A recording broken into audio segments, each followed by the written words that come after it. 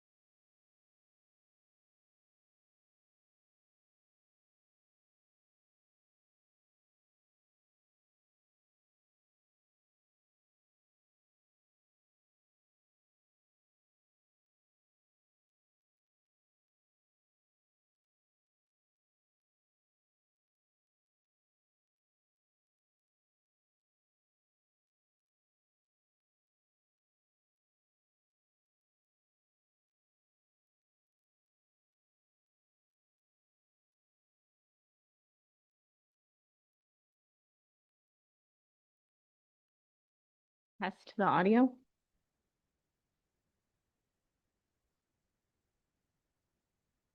Audio still down, Jack?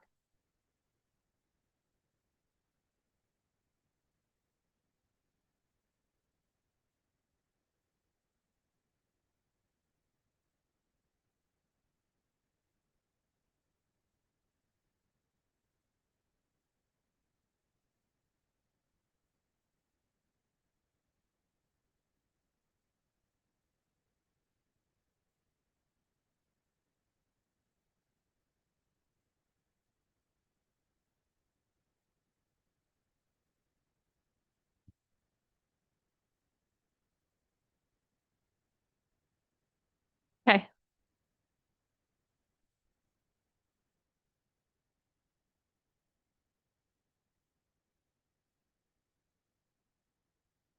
Dustin, you can hear me?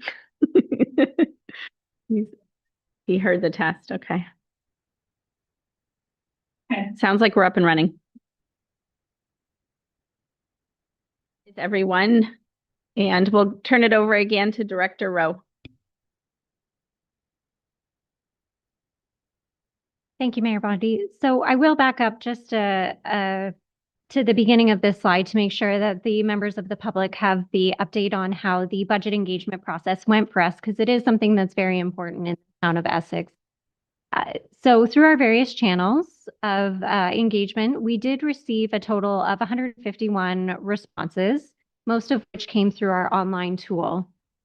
You can see on the graph that we had participation throughout all of our wards, but largely from Ward 1, which is Essex. As a part of the budget process, we take that feedback and incorporate it into the priorities for the year.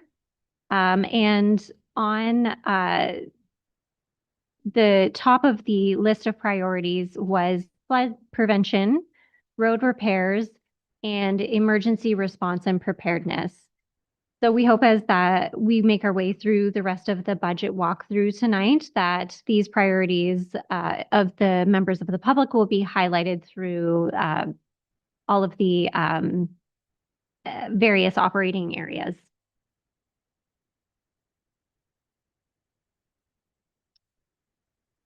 Next, we'll spend a moment talking about the challenges and factors that administration is faced with every year through the budget process, but this one in particular.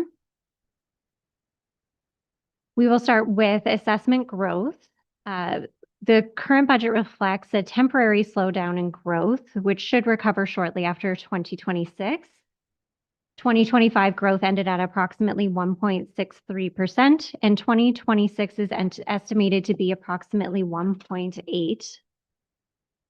At a local meeting with MPAC and our other local municipalities, it was brought to our attention that this is not out of the norm as compared to other municipalities and counties close by, and that in our area, growth was coming in anywhere between 1% and 2%. So I think Essex for the 2026 budget year is well positioned, and we should see that number tick back up in 2027 and beyond, depending on planning and building activities.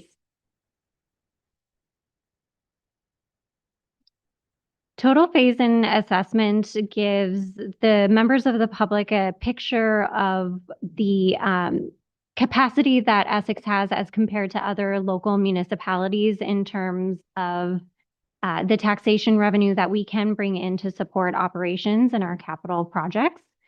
As you can see, Essex is one of the lower in the county, despite being one of the larger geographic townships in the area.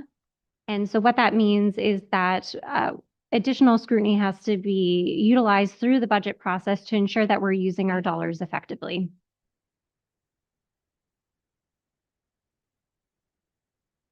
As you can see from the next slide in the presentation, the inflation has been up and down over the course of the last 5 years, but we're starting to see the percentage stabilize in the last couple of years, sitting in and around the blue line there, which is the average and is approaching the 2% benchmark that the Bank of Canada sets for their target in terms of keeping the economy stable. For 2025, we saw that percentage sitting around 2.4, and that figure was used as a basis for the 2026 budget as a good indicator of the economic pressure that we might see in terms of our expenses and project costs.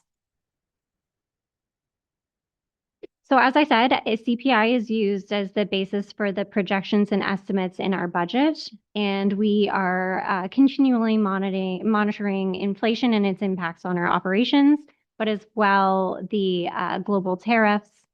Council received a report in April with an update on the tariffs, and we most recently, as last week, received further updates that the Ontario is prioritizing Ontario and Canadian goods and services.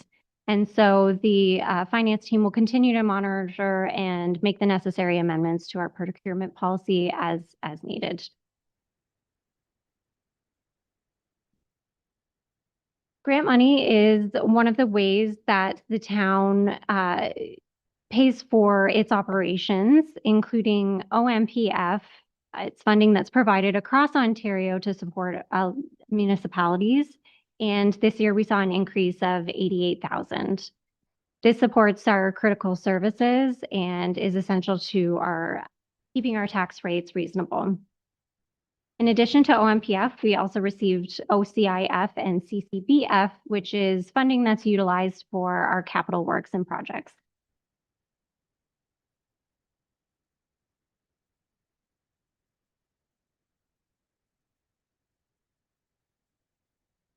I'm going to turn it over to Director Jarusovic for a quick moment to discuss levels of service and why it is a challenge for the municipality. So every year we talk about levels of service and what does that mean? And really levels of service is what our residents have come to expect for the price that we currently charge them in taxes and what we recover. So the next slide I'm going to walk through, if we can head to the next slide, should really have been patented by Doug before he left.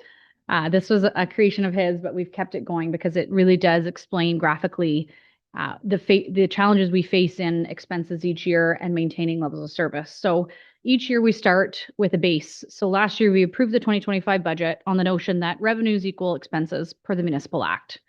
And so when we look at coming to the 2026 budget creation, what you can see is we have an increase in expenses that we are faced with, and our revenues or our taxation that we levy to our residents creates a deficit. And so we must look at what are the reasons for this deficit. We have increases in fixed costs, such as our OPP contract going up, salaries, contractual obligations, and right off the hop, we're looking at approximately an $800,000 increase in expenses over our tax levy or our revenues. So to eliminate that deficit, we have to look at what our options are. We can increase property taxes or alternate revenue sources, which you'll see through this budget we've attempted to do. Or we can look at cutting expenses where possible, and that could potentially mean a decrease in level of service. So we just encourage council to keep that in mind as we go through the next steps in the budget deliberations and conversations we're going to have on adjusting expenses upwards or downwards and revenues as well. Thank you. So at this point, we'll continue to move through the 2026 proposed operating budget. On page 13 of your budget book, you will see a budget snapshot, which gives you a highlight of all of the key elements of this budget. I'll briefly mention that, as always, contractual increases pose a challenge, and this year we incorporated the increases for the policing contract. We are also adjusting for the organics program that began in the fall of this year, and the associated costs with that program were incorporated into the 2026 budget.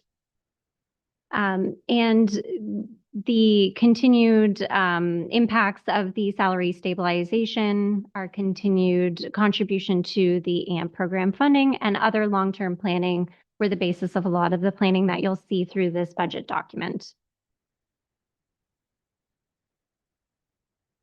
On page 14 of the budget book, you'll see a graphic that shows the average increase to the median resident single-family detached home in the town of Essex, which equates to approximately $208 a year or $17 a month and reflects the average town of Essex levy increase for wards 1 through 4.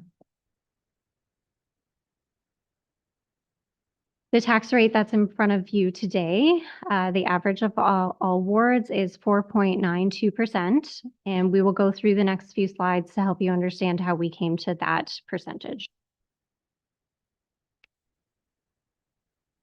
So also on page 14 of the budget document is a graphic that should look familiar from the past few years, but this outlines the changes that impact the budget in front of you tonight. As part of the change that we are looking at here, I did want to highlight that a 1% tax increase for 2026 equates to approximately $201,000 and is reflected through the percentages that you see in this graphic here. Some of the highlights of this year's changes is ongoing investment in the asset management program. So you'll see a 1% increase associated with that, as well as the OPP increases I mentioned a moment ago, which equate to approximately 0.4%. Please note that with the increases we are seeing this year being significant, that we did utilize a strategy internally to support that increase with an offset from reserve transfers to keep the increases for the residents reasonable this year. I'll also highlight that inflationary impacts this year have landed at approximately 1.99%. Again, we utilized some funding strategies to stabilize that for the ratepayers, and we noted that the September CPI was set at 2.4%. On the next slide, we will take a deeper look at some of the positive tax rate adjustments that were utilized this budget season to keep things reasonable.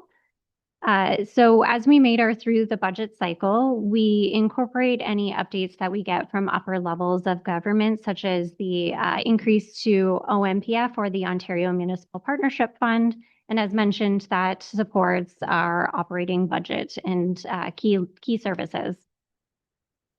So as we continue to get updates or scrutinize the user fees and service charges, we work through those updates. On the expenditure side, we looked at the timing of debt that we projected over the previous budget cycles and really honed in on the debt we'll see come on board in 2026. We identified some retroactive savings in water that will offset some of the other increases that we noted within utilities, insurance, and property tax. So that was able to offset some of that there.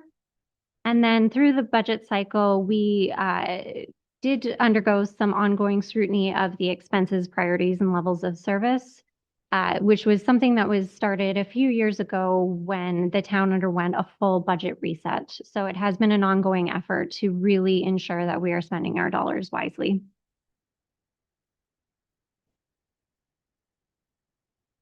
On page 16, we'll take a look at what does this actually mean for the residents of Essex, and overall for the average median home, we're looking at final taxes of approximately $2,200.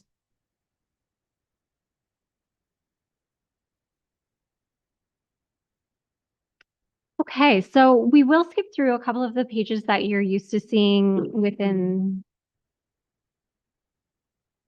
We're going to ask questions like once we get to chunks of time.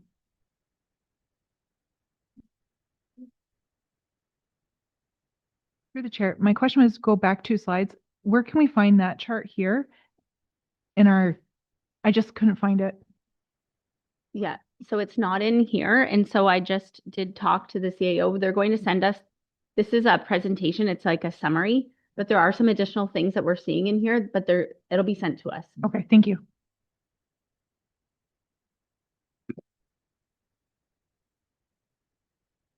Thank you. Good question. So the presentation will be available for council. Okay, on page 18, so I did just want to highlight that we're going to move quickly through some of the slides that council is used to seeing on an annual basis. And as you work your way through the document and come up with questions, we are available to answer those as we make our way towards deliberations. So next we'll turn to page 18, which highlights some of the revenue and funding sources. Again, as noted, we really took a look at grants and incorporated any increases that we were notified there.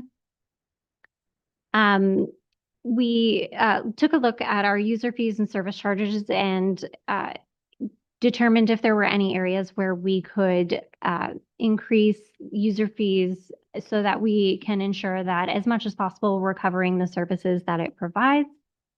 And then, of course, property taxation, we looked at the necessary increases that were required for 2026 to cover all of the services that we provide.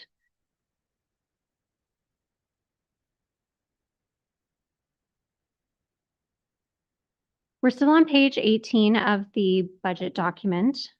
But now we are turning over to expenditures. So again, the highlights here are the increase in the OPP contract, as well as some adjustments to debt servicing and internal transfers that we adjust on an annual basis.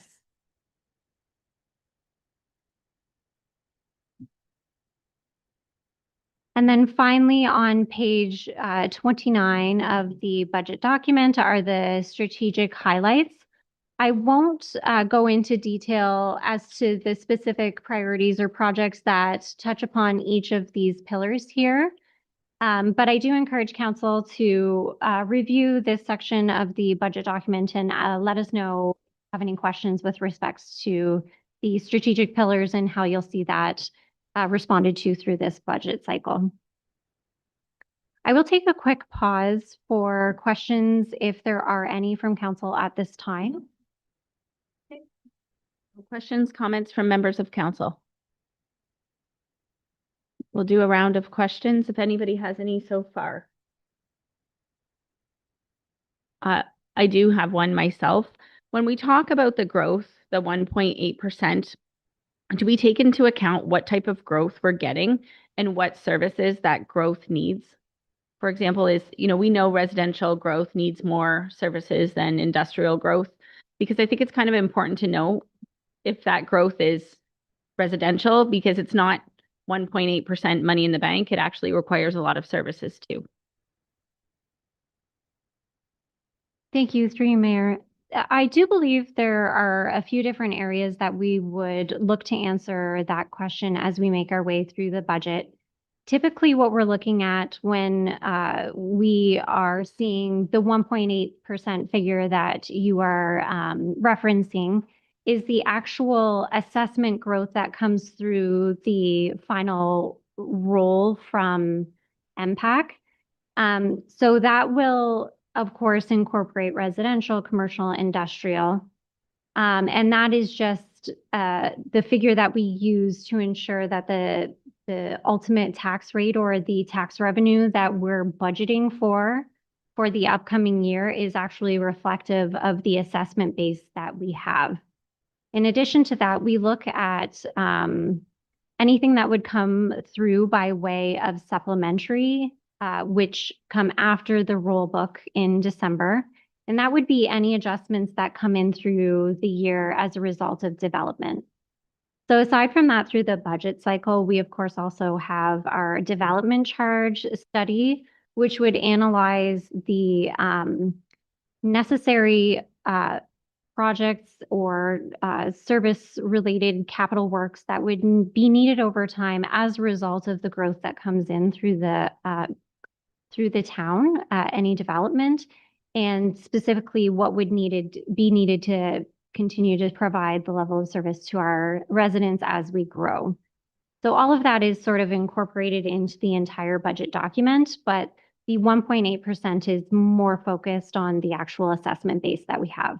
I'm hoping here's your question. Deputy Mayor Shepley? This one. Okay, thank you. Through you, Madam Mayor. Just a quick question. Was you mentioned about the OMPF, OCIF, and DCBF, and how we rely on that to help set this budget for this year. Is there any consideration, and I don't know if there is, what we do if those revenues drop below the typical, and do they typically drop, or do they increase year over year, or remains fairly stable? Through you, Mayor. It's a very good question, and one of the risks that we usually try and highlight every year through the budget process. So we are fortunate to have good, stable grant funding that comes through to the town, and we have experienced increases over the last couple of years. And I think there's been a mandate from the province to support municipalities, but anytime we see newly elected officials, that mandate could change at any moment in time. Our hope is always that we will receive support, but if that funding goes away, then the challenge that administration and council would be faced with is what adjustments would we need to make to our levels of service to accommodate that loss in revenue? Because we certainly wouldn't want to download all of that to our residents, at least not immediately. And so that certainly is always a risk. And in this budget cycle, we have seen increases. I've not seen any more. Counselor Hammond?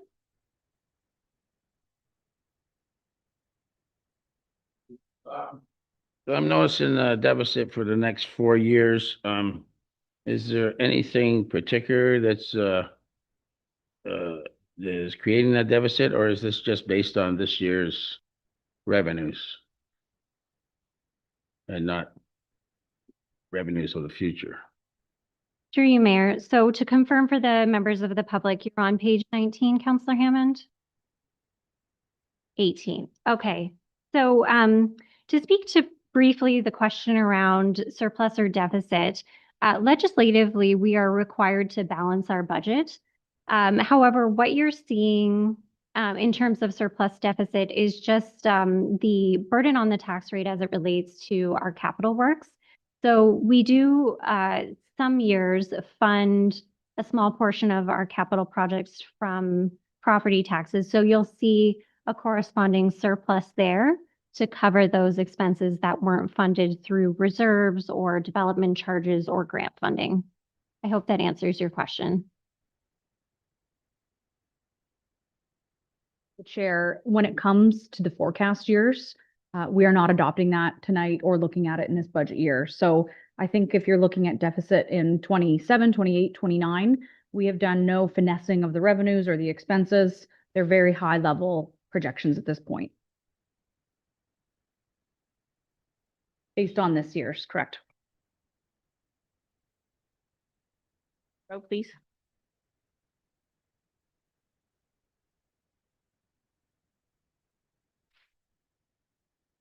Thank you. So I believe some of the questions that were just asked were great ones because they address the next couple of slides, which I think we'll get through pretty quickly here. So the next slide, of course, deals with net surplus deficit, which I spoke to a moment ago. And what's highlighted here is just how we are funding some of the capital projects through tax, and we will return to that later on when we review the capital budget. And then, of course, as CAO Jarusevich pointed out, our forecast years are really just that. It's a forecast at this point and nothing we're looking to adopt through the 2026 budget cycle. Okay, so on page 22 of the budget book, there is a graphic on our reserve accounts and how they've moved from 2024 to the forecast through 2026. And as you can see, we're seeing a small decline in the reserve balances through those years. My understanding before I got here was that the reserves were built up in anticipation of some large scale projects that were going to be put in past year's budgets, draft budgets. And so the decline that you're seeing now is to address some of those projects coming to fruition. This is something that we're always mindful of when we're setting the capital work plan, and we need to be sure that we are making sufficient investments over time to support all of those works. So again, we'll return to that through the capital budget. On page 24 of the budget book, you'll see a graphic that outlines the annual repayment limit. We have an internal limit here at the town of Essex of 15%, but under legislation, we can go up to 25% of our own source revenues. And this parameter is in place to ensure that we are taking on a responsible amount of debt as we plan our projects. The finance team continues to monitor debt levels to ensure that we're strategically utilizing debt to finance significant large-scale projects over time, and that our residents will benefit over the same period that the works are enjoyed. So as you can see, over the next several years, that level of debt should remain fairly stable based on the strategy that we've put in place. On page 25, we have another graphic just to show the long-term debt principal balance. You'll see that there are some fluctuations, which could be in part from some timing of when debt comes online for certain large-scale projects, or when projects are earmarked to be started. As we get closer to executing those projects and other strategies become feasible, we could also see a decrease in actual debt as compared to what was forecasted if we have development charges or grants available to us to support those projects. So the need to rely on debt could change. And as in the past, we've taken a really conservative approach when forecasting the need for debt in the coming years. So you'll see a slight dip in 2025. That was more a matter of timing of some of the debt that we've had come online. And some of the large scale projects in the future contribute to the higher amounts for 2026 and beyond. And some of those include the final debt taken out for the streetscapes and some other large scale projects that we have coming down, such as town hall expansion. As we move out in the time horizon there are a few other large-scale projects that we have forecasted, but of course, until we get to those respective budget years, that is when council will set that work plan and the financing strategy can be finalized. So the next few pages of the budget book give you information on our long-term debt principal balances and payments that are expected in the coming years. I did want to move through those fairly quickly, but again, you'll see some of the balances fluctuating depending on the projects that we are taking debt out for. So one of the most recent will be the final streetscape debt that we will be utilizing to close out those projects. The next project you'll see is Town Hall, and all of that should be reflected through these same budget pages.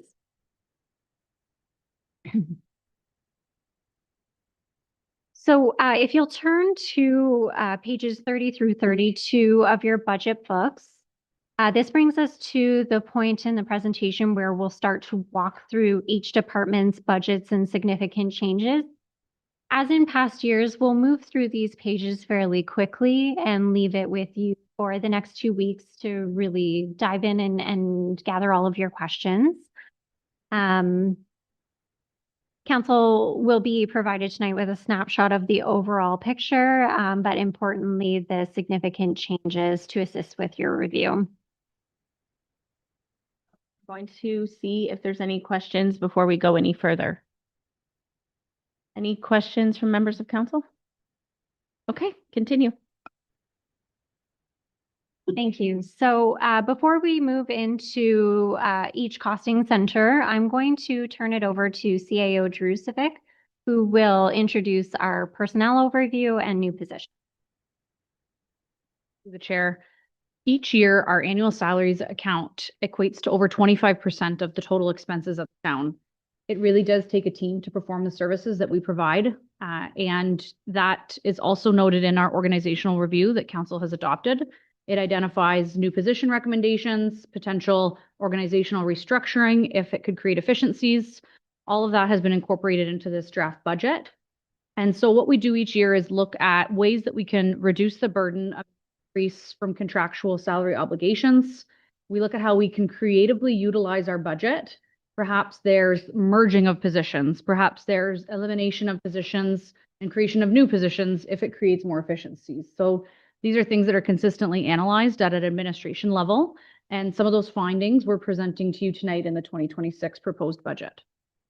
And the last comment before we take a look at the changes in personnel from year to year would be the growth component. And so as Mayor Bondi alluded to, each year the town sees a growth to assessment, which ultimately means new homes in our community. When new homes are added to our stock, it means an increase in service requirement. So new roads to plow, potentially new parks to be cleaning up and things of that sort. So growth as well as an increase in staffing kind of goes hand in hand. Next slide, please. So what you can see here is the proposed change from salaries is equating to 1.1 million. And this is made up of a variety of different factors. What you'll see in this chart here, and again, this will be emailed to council. It's not in your document. We don't consider cuts in the document. So you're only going to see cuts or creative funding, things like this in the presentation. We'll make sure that council has that. These, the 773,000 are ways that we looked to fund that impact to minimize the burden on taxpayers. So the Municipal Act says that you cannot use your reserves to fund your operations. That is not permitted per the Municipal Act. So what we can do though is look at strategic funding plans. And so I'll provide an example, the contractual increases. We settled the contract with the union as well as non-union in 2024. Rather than introducing that burden in one budget year, we've phased it in over 3 budget years so that it has a stabilizing effect to taxpayers. Another example would be the 53-week payroll. There, once in a while, we have a year where we have 53 pay periods because we're paid on a weekly basis. That is not the norm. Typically, it's a 52-week pay period.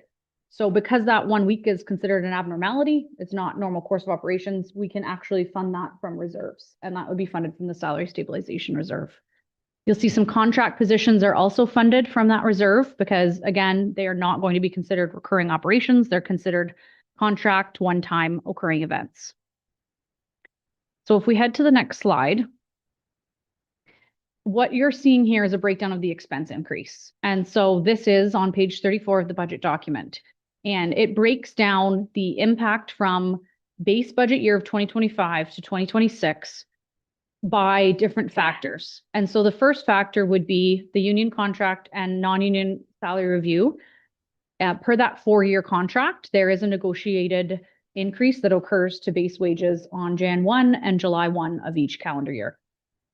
You'll also see that there are some increases to the user rate. That would be things like our building department or our water and wastewater, where they are actually funded through their corresponding user rates. And then we have some other impacts such as training, clothing allowances, and a predicted increase in overtime, potentially due to weather or things out of our control. Now, when it comes to the new positions, what we are going to do is have each of the departments who put forward these business cases speak to slides on the new positions that are being requested through this year's budget. So we will be handing it off to a variety of speakers in the next few minutes. I will quickly high level go through the 3 positions that are being requested. The first position is a network systems administrator. And so what you can see is the annual impact to the tax levy is predicted at $65,000. Again, we creatively look at how we can restructure the organization to make sure that the budget provides the best return possible. And what we did here was we took a part of the budget that was slated for corporate services clerk, and we allotted it to this new position. They previously had in their job description, they were going to perform some IT duties. We are eliminating that. They will focus solely on water and wastewater billing. And therefore, a portion of that, that's why you're only seeing a portion of it, because water rates will cover the other portion of the corporate services clerk. The assistant manager of financial planning analysis, this was referenced in the organizational review adopted in principle by council for deliberations this year. The total impact of that is predicted at 136,000 per year. This position again will be elaborated on need further by Director Rowe in the upcoming slides. And the third position is a full-time communications event coordinator. And you can see here it is a net impact. There is currently budget for communications intern. The business case here would be that we would eliminate that intern position, and therefore the new budget request would only be 65,000 rather than the full 80-ish thousand that for one body would ask, because we are eliminating that intern. And the last you'll see here is youth in action students. And we have our manager of HR here to elaborate on the success that that program saw in the 2025 budget year, therefore asking for it to become a permanent program within the town's tax levy. And then the last position was pre-approved by council and is fully funded through salary stabilization reserve.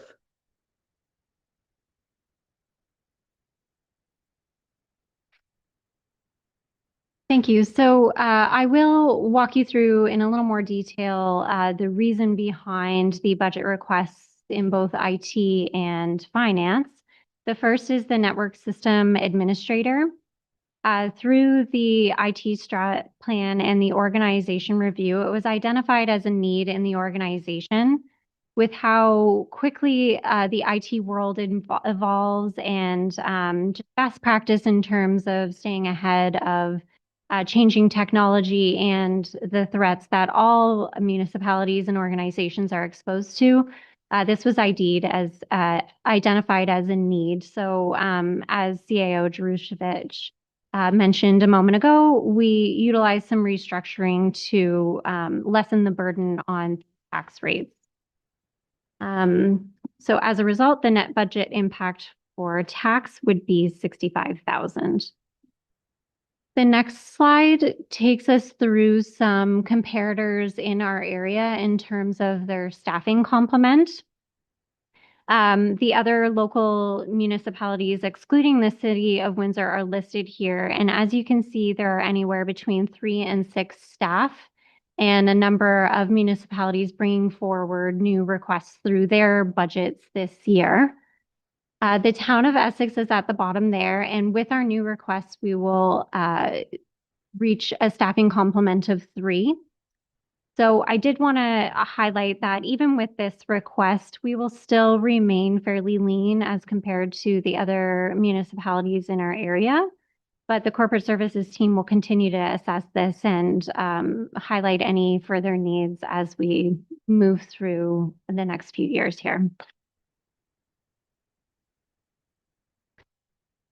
Next, we'll go through the assistant manager financial analysis and planning. And again, this was identified through the organization review. Some of the responsibilities that will shift over to corporate services with this new position will create some capacity in the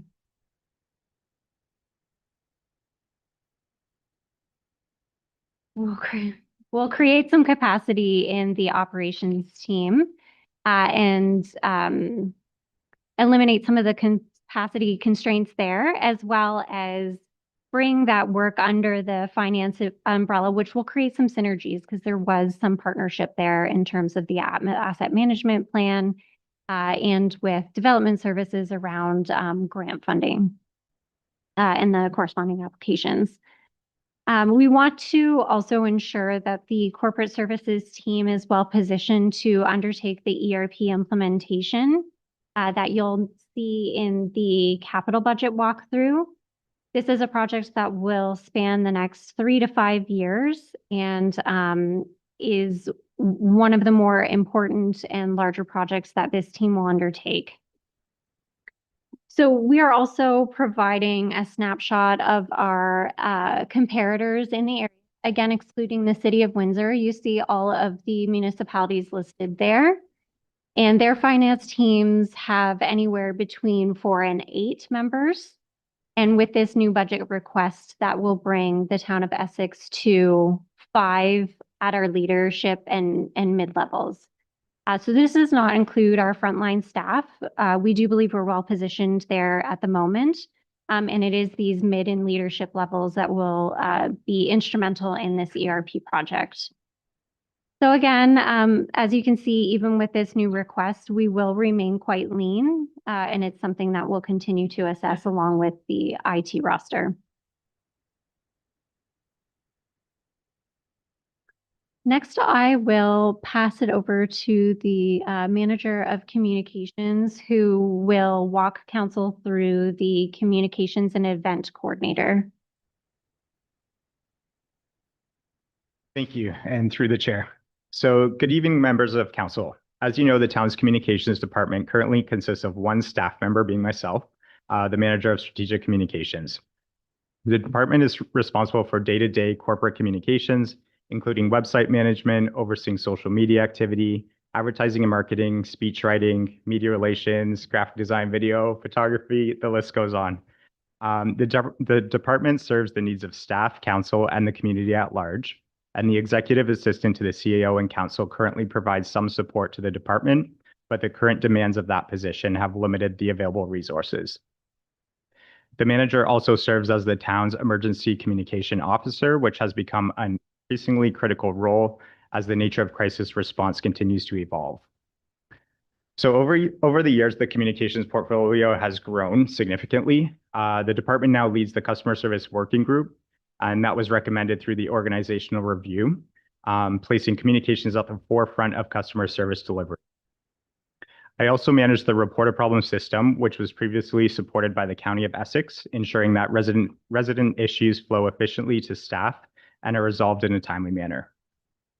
These additional responsibilities have greatly increased operational volume and expectations without any corresponding increase in staff resources. The town is currently in a position of taking a reactive approach to our message delivery rather than focusing on proactive messaging. And we can skip to the next slide. Perfect. So when we compare ourselves to other municipalities of similar size, we are the lowest resource communications function among locals. Most comparative communities have a dedicated communications team, often 2 to 4 staff members, plus additional intern positions, contract positions, etc., ensuring capacity, coverage, and a consistent level of service. At present, we simply do not have that. One person cannot sustain the output required for a modern municipal communication program. Without the additional support, we risk slower response times, reduced service to residents, and an inability to maintain timely, accurate messaging, which could cause reputational harm. There's very limited internal coverage and knowledge sharing, meaning any absence, including vacations and illness, leaves the town with minimal communication capacity. This creates a significant risk, especially during emergencies where timely updates are critical for public safety. It also limits our ability of having communications presence at public events, ultimately impacting visibility and connections with our residents. So over the long term, the strain on a single staff member raises sustainability concerns for the department as the workload continues to grow. By adding a communications event coordinator, we'll provide the capacity needed to deliver timely and effective communications to residents and stakeholders, allowing the manager to focus more so on the strategic long-term planning and project implementation. So in closing, communication continues to evolve rapidly, and expectations for transparency, timeliness, and digital engagement have never been higher. The addition of the communications coordinator will bring us in line with municipal standards, reduce operational risks, and allow us to serve the residents with the quality they expect from their government. Thank you for your consideration, and we can take questions now, or did you want to hold off? Yeah. We will turn it over to the Manager of Human Resources to review the Youth in Action position, and then we'll take a break for questions on this section. Thank you. So this year, in June, council did approve for us to participate and partner with Community Living. Specifically at that time, it was their Youth in Action program. And I'm pleased to say we had 2 successful placements in the July and August timeframe. Council also asked us at that time to take a look to see if there were other positions that were a little more permanent in nature, that wouldn't just necessarily be geared towards youth, but adults with intellectual disabilities. And so we had thought that maybe we had considered some positions. And I'm proud to say that in October, we were able to have funding within the Community Services Department to bring on 2 temporary part-time staff members that are really working as what we're calling housekeeping facility assistants. So working about 4 to 6 hours per week in both Town Hall and the Arena. All of the feedback that we've gotten from the managers working with them in both programs has been excellent. We would like to continue this program on a more permanent nature. The tasks that these individuals are performing are not make work. They are tasks that need to be done. And to make sure that the standards within our facility are being met. Continued support of the Community Living's career program and Career Compass program really does strengthen the town's commitment to equality and inclusion. It creates a tangible social impact with really a modest cost of just over $12,356. It creates purpose and independence for those that are in the program. It improves morale across our organization and provides reliable and quality work for us and also that experience for them. It does also align with our strategic plan where we want to promote workplace flexibility, inclusion, and diversity in our workplace. Again, the $12,356 would allow us to budget for 2 part-time year-round, as well as continued participation in the summer program Youth in Action with 1 staff member.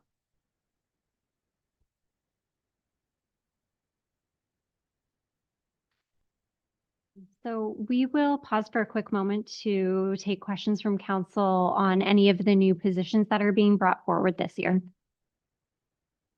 Rowe, any questions from members of council? Councillor Guerin.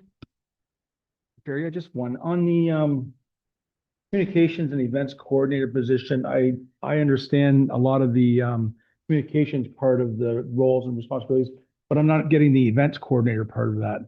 How does that all tie in? I didn't see much about that in there. The chair.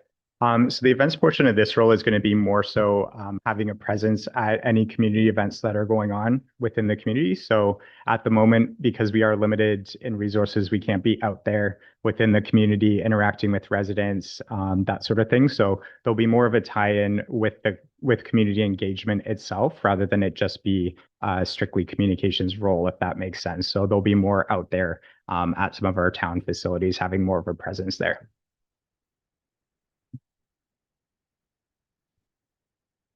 From any other members of council? Okay, please continue. Thank you, Mayor. So next we will walk through each of the department's budgets and significant changes. Council will note for the presentation today that we're going to discuss very briefly the department's significant changes only. In your copy with the agenda, as well as the digital copy online, there are additional graphs and summaries which should help with the review over the next few weeks leading into deliberations. At the end of each department's sections, we can take questions from council.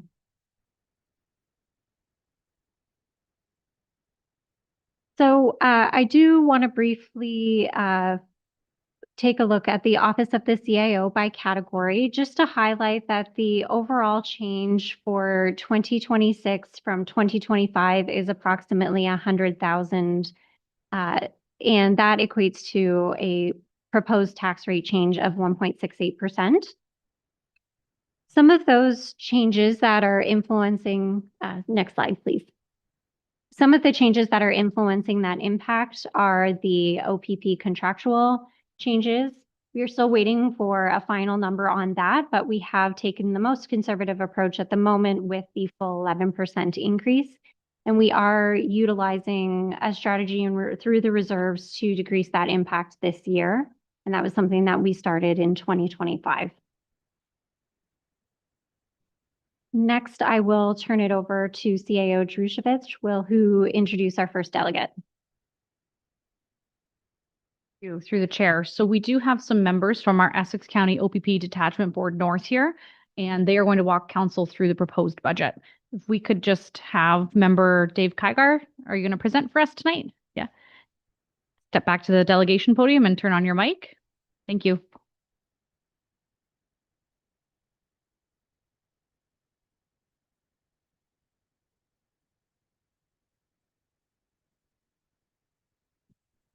Thank you, CEO Jurcevic. My name is Dave Kyger. I am the community rep for the OPP Detachment Board representing Essex.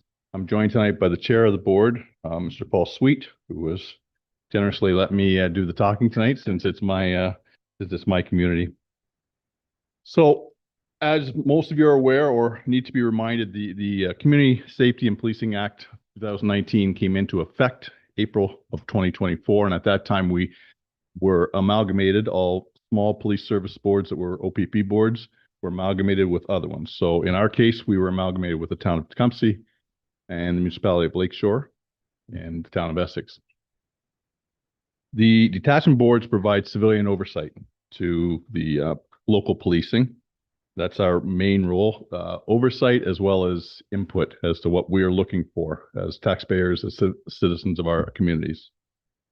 Detachment boards must do a report by June 30th to the municipal councils, and it was presented earlier this year by the superintendent, actually, of the OPP in the local area. Detachment board members must adhere to a code of conduct. We are actually under the act as well as governed and have complaints, issues about us or our board and how it operates. Inspector General of Policing is responsible for inspecting police services as well as police boards. And of course, the Commissioner of the OPP is responsible for providing adequate and effective policing.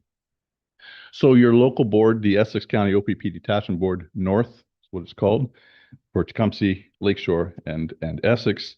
It's made up by next slide will let you know that your worship, Mayor Bondi, and myself represent Essex.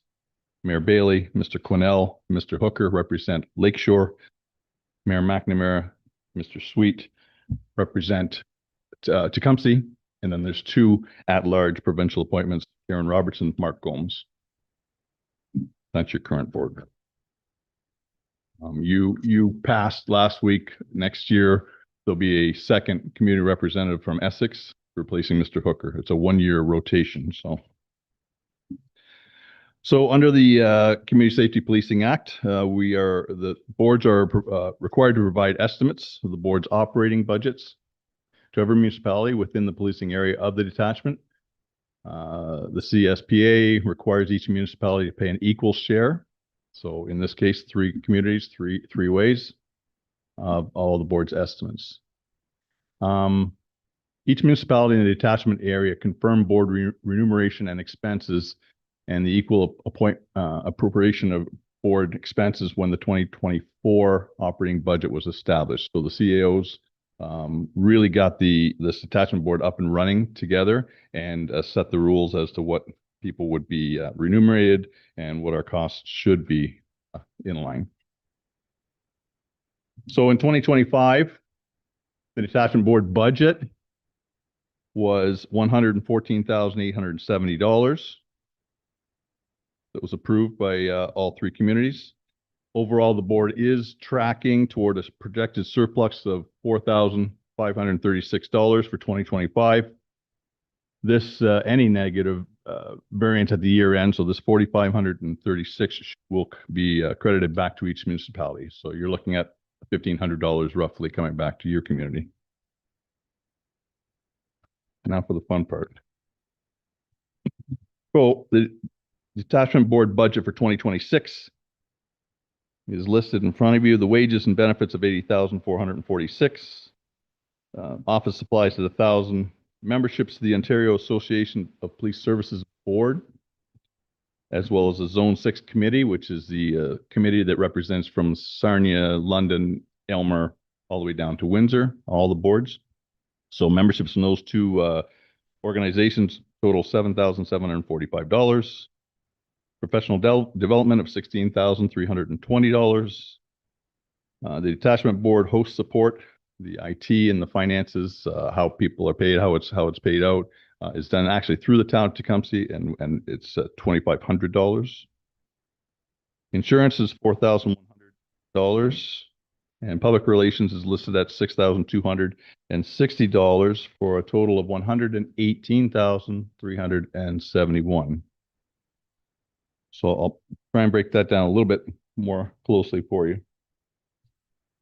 So the wages and benefits are estimated at $80,446 for 2026. That incorporates the, as you've already discussed several times, the collective agreements and wages go up for and negotiated benefits in lieu for the administrative support position, as well as employee health tax and WSIB for all the members. Memberships with the OAPSB and Zone 6 for 2026 are $7,745, based on the 2025 rates plus an allowance for inflation of 2.3%. Professional development expenses for 2026 is based on 5 members and 1 municipal liaison to attend the OAPSB conference in Niagara Falls, and 3 members attending 2 Zone 6 meetings to have them semi-annually. Insurance for 2026 is based on the projected insurance cost of $4,100 as indicated by the insurance provider themselves. Public relation on the budget estimates include OAPSB annual conference sponsorship, an annual holiday dinner, community policing, and an allowance for miscellaneous expenses. The reduction to 2026 from 2025 actually reduces a reduced budget allocation for the annual holiday dinner. That was something that was brought up by Your Worship, Mayor Bondi at one of our meetings, that she felt we could pay our own way for a Christmas dinner, and that makes perfect sense to the whole board and was voted on. One more page. So the operating budget is divided equally between the municipalities, except for the OMER's contributions for the Tecumseh appointments, which is completely covered by Tecumseh. The allocations for 2026 are as follows. Town of Essex would be looking at $39,276.65. Next one, please. So on November 3rd, our board had a meeting. The following resolution was adopted. Basically, our report of the detachment board budget was to be received. It was approved at that time, and then it was forwarded to each municipality. And further to that, the board chair or his delegate, in this case, presents the 2026 draft board budget to each municipal council, and as on a night like tonight. So on behalf of the detachment board, I respectfully request council's favorable consideration of our proposed 2026 budget during your deliberations. I thank you for your time tonight. If you have any questions on our budget, we could probably answer them. Thank you, Vice Chair and Chair. Thank you for being patient and sitting with us. Just for the members of the audience, I apologize. We are running a few minutes late. We had some technical difficulties at the beginning. Any questions from members of council? Councilor Hammond. Thank you, through you, Chair. I'm going to come right out and say I'm not one that's been in favor of this amalgamation with the North and the South, normally due to the fact that we have to send our children from Harrow to neighboring communities for their schooling and their sports events and stuff like that. So my question is, are these increases we're receiving reflective or similar to the ones from the southern portion of the county? And we also house 2 police offices. Is there any other community in the county that is hosting 2 police offices, and what kind of a benefit is it to the OPP for having these 2 separate offices? Mr. Kiger, I think CAO Drusevich is going to jump in here for a second.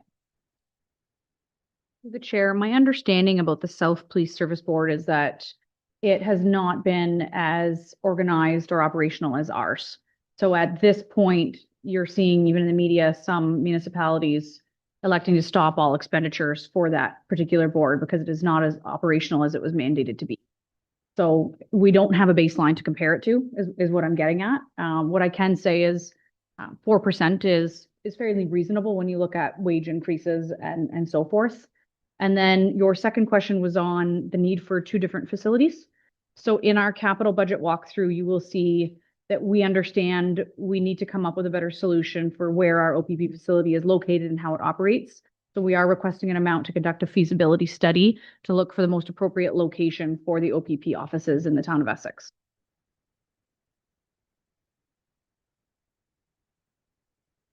What you said exactly, but that's kind of the whole idea of the police services board, is to oversee and to hear from the community, hear from the council, and bring it back to the OPP themselves and say, we need better service in this way. So that's a good point, and it continues to be brought up through your CAO. Madam Mayor, thank you for the presentation. When I see the increase is very nominal, considering the joining the 3 boards, and I also like that you highlighted some of the ways where you have saved some money and continue to work on our behalf. So thank you for that.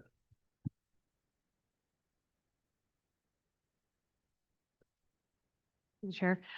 You mentioned that one of the fees was community policing. Can you expand on that? What do you mean by community policing and how can we utilize it? Community service. And yes, I can a little bit. I had actually asked about this myself.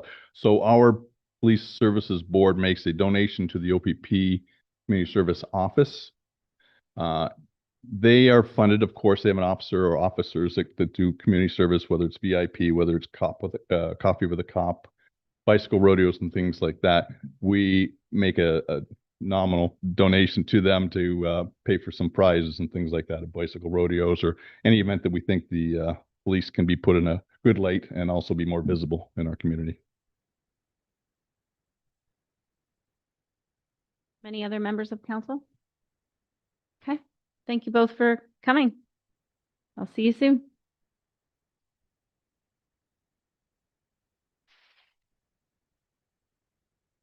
Thank you.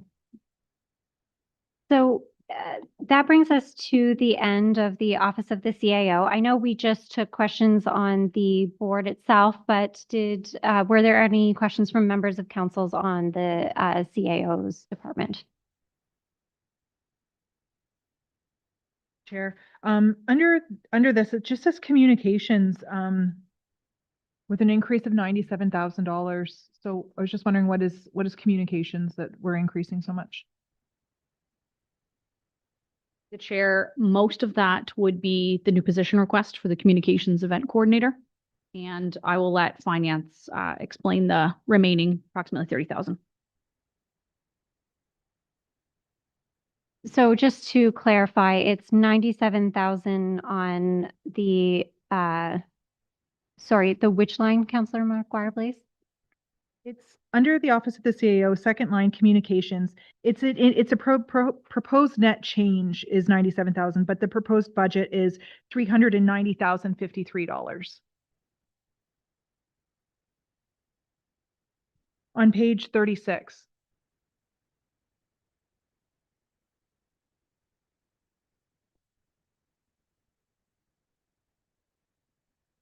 Thank you. So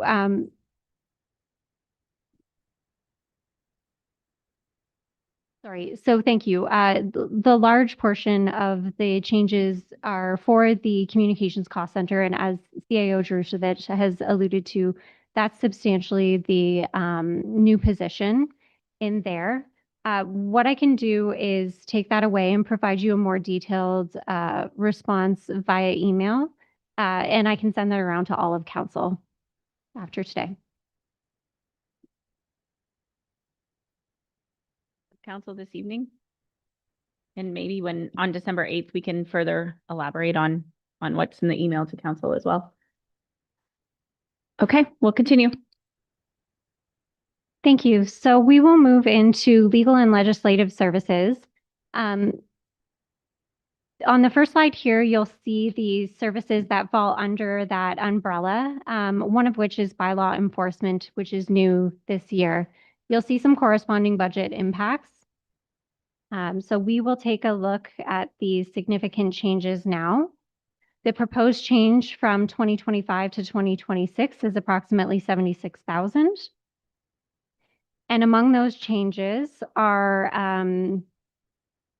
some adjustments to insurance that were actually positive impacts on the tax rate. We did realize some savings this year, and so there is a corresponding decrease to the reserve transfer that we normally have on an annual basis to reflect that due to the strength of that reserve against our reserve policy targets. We didn't eliminate that completely in the event that we see that come back the other way, but we'll continue to monitor and reassess that through the next budget cycle. Again, I mentioned that as a result of the org review changes that expenditures were shifted, and I just wanted to highlight that they weren't eliminated. It's just that they're presented under a different costing center this year. And then professional fees are reviewed every year in anticipation of what we may see coming up in the next year. And so you'll see some adjustments reflected there. We can pause quickly for any questions on the legal and legislative services. Senator? Any questions here? Seeing none, please continue. Thank you. So next we'll move into corporate services. No change to the department there. The proposed change from 2025 to 2026 is approximately 600,000.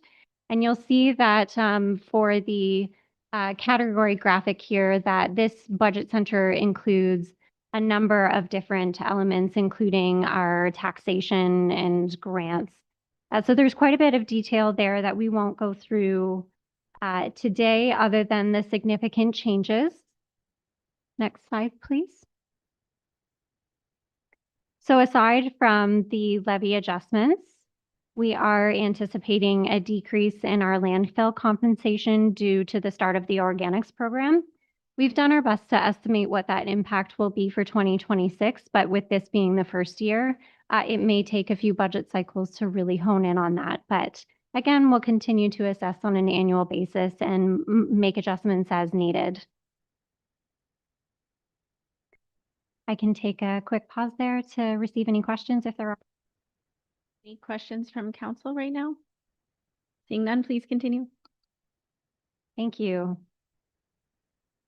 The next department is the Community Services Budget Center, which incorporates recreation, parks, and fire. The change from 2025 to 2026 is approximately 328,000, or a percentage difference of 4.58.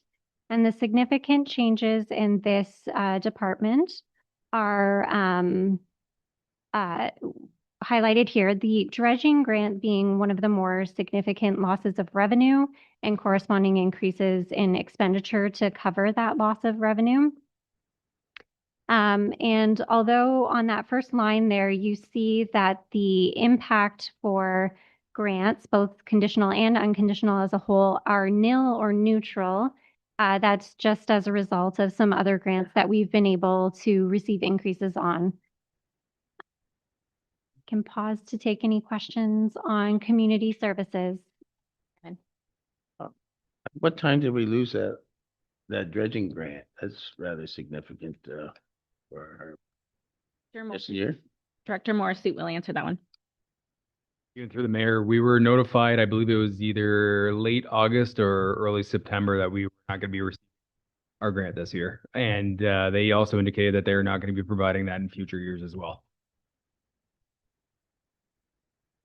That means that our overall funding that we would normally get for harbor and the use of the federal dock and stuff like that's either vanished or been significantly decreased? Through the mayor. So we relied on them to provide some sort of funding for some sort of capital upgrades or operating for the dredging, which it traditionally was around the $40,000 per year. They have since said that all of that $40,000 is no longer going to be happening on an annual.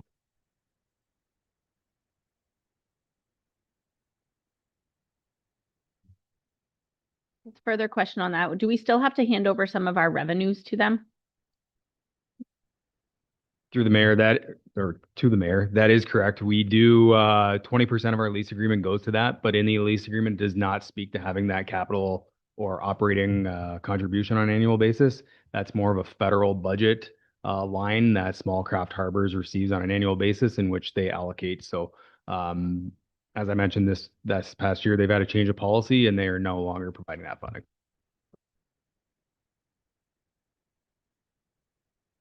Through the chair. Not that it's a huge amount, but just curious, the Essex Library increased quite a bit. Their percentage is 67% of an increase. What was the purpose for the 67% increase with them? Are we getting more hours or more days?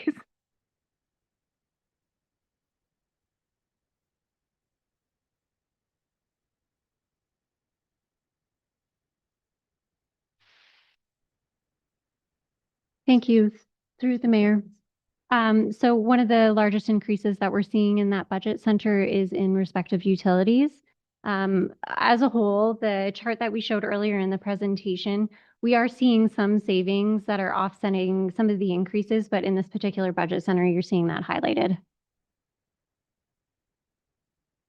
So that's a 67% increase based on utilities? It's increased $2,000 just utilities in that room? Correct, yes.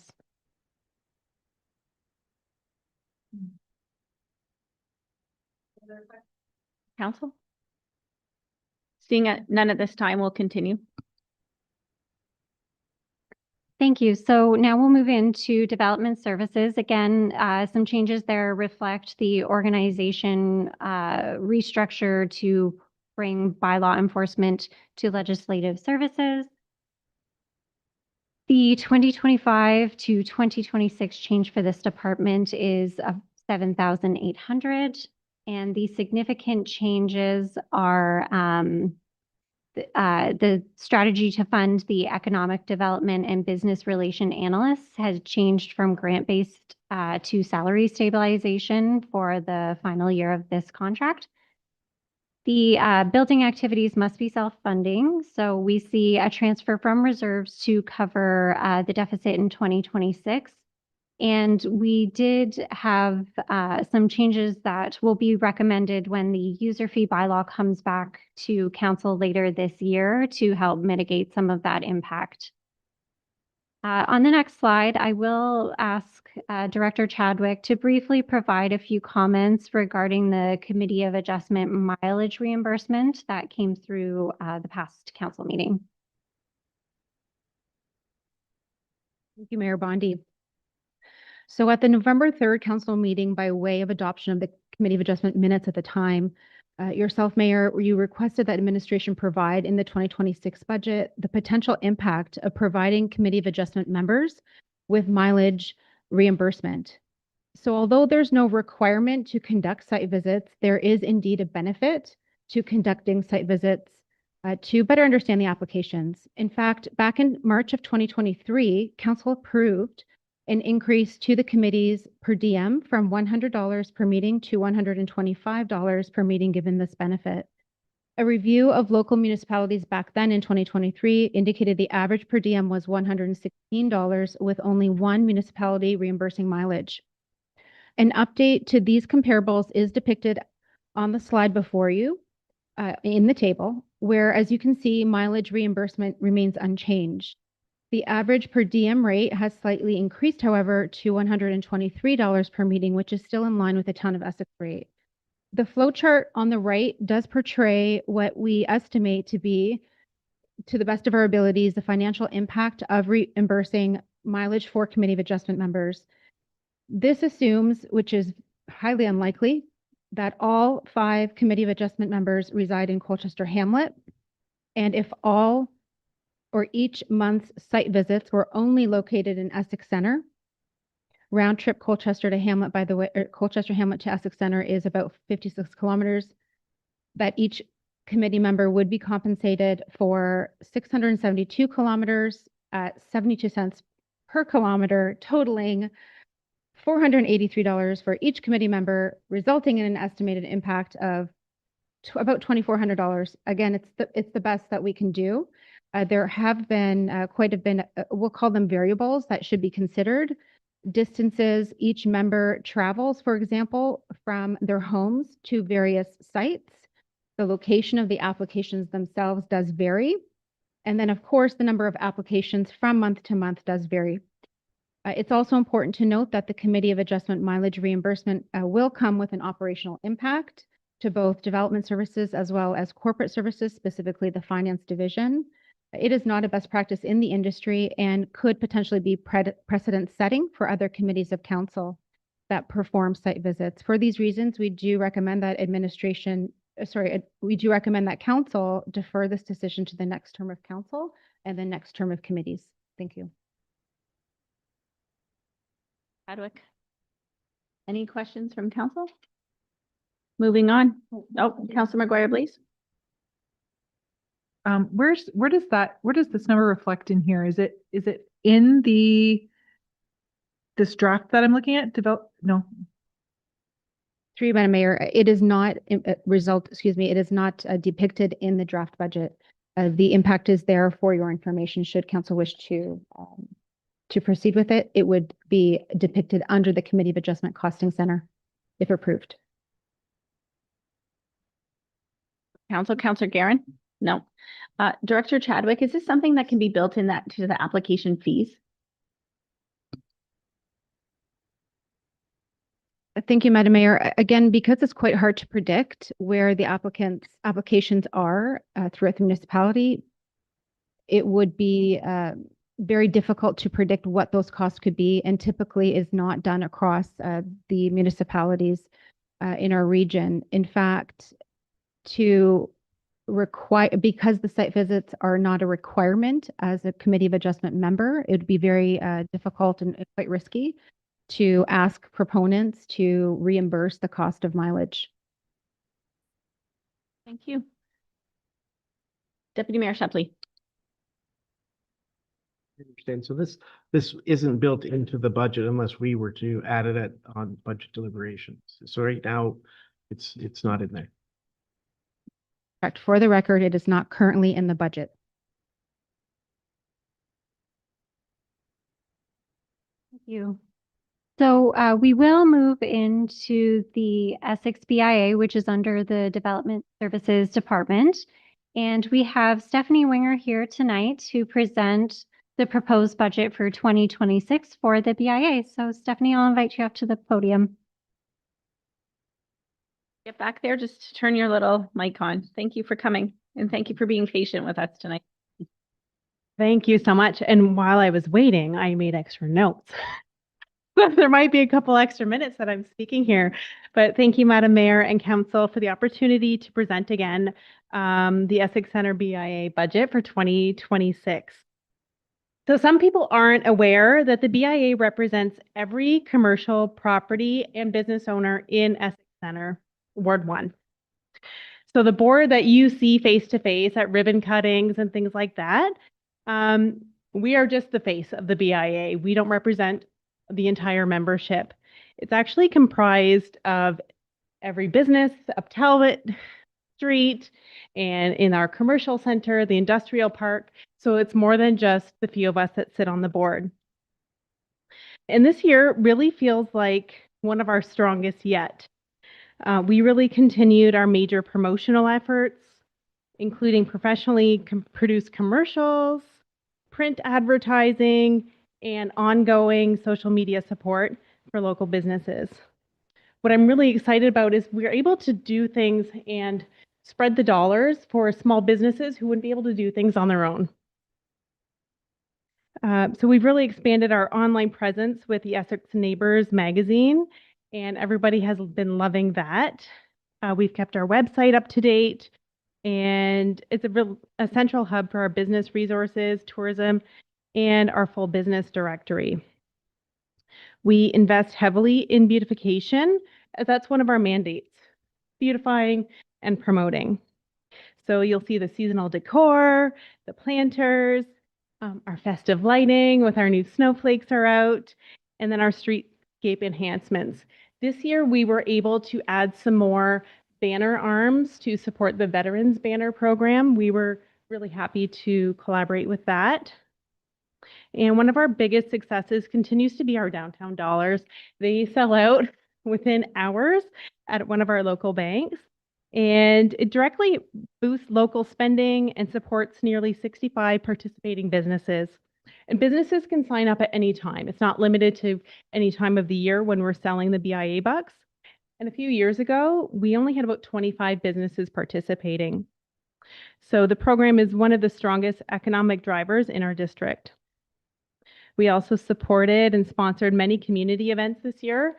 And formerly, the BIA board, they hosted a lot of events, but we are all volunteers and don't have resources and time to be putting on events. So we partnered with other groups to sponsor the events. The one that we've kept to ourselves is Tiny Tots Parade because it's really cute and a ton of fun, and it's not really time investment. So we've got the upcoming Santa Claus Parade on the 13th, as well as Santa's Village, the Fun Fest Sip and Shop, which we love that it really offers a stage for our businesses to come out to the event, and it's really well attended. We have our outdoor movie nights, collaborating with the ACT committee with that, the Street Fest, the car show, the Soapbox Derby, which ran for the second time this year, and so much more. So these events really bring people downtown. It builds community spirit and keeps our businesses visible and supported. Because every time you see the BIA logo or see us sponsor something, it's not just us. It's every single business that is behind that logo. We also continued our business profile program with the Essex Free Press, and we had some great meetings with them this year to look how at options for advertising so that we can be visible in the local paper. And we hosted our Mix and Mingle events, which really is a ton of fun. It brings our businesses out of their stores and restaurants so that they can connect with each other, and we can also foster relationships with them and hear where they need help and also any suggestions that they may have. And that's something that we've really strived to do, like our email list. I'm sure there's a lot of like email list people who would like love our open rate. It's really, really high that all of our members are opening our emails and know what's happening and what is available for them. Another great thing that I almost forgot about that we did this year is we joined the Windsor Essex Chamber of Commerce. So we got a group membership so that our local members could utilize some of the resources that we have there and participate in the events at the bigger chamber level. And they're also available to get a discount to get other levels of membership at the chamber. Our ribbon cuttings. I'm sure I've seen a lot of you at our ribbon cuttings. That's something that we love doing. And we started offering an extra ad for those new businesses in place of just bringing them a plant and congratulations. We've offered them an ad in the paper. Our staff member, Kelly, is phenomenal. And she collaborates with all of our other local BIAs to get ideas, also work together on promotions for like Small Business Week and things like that.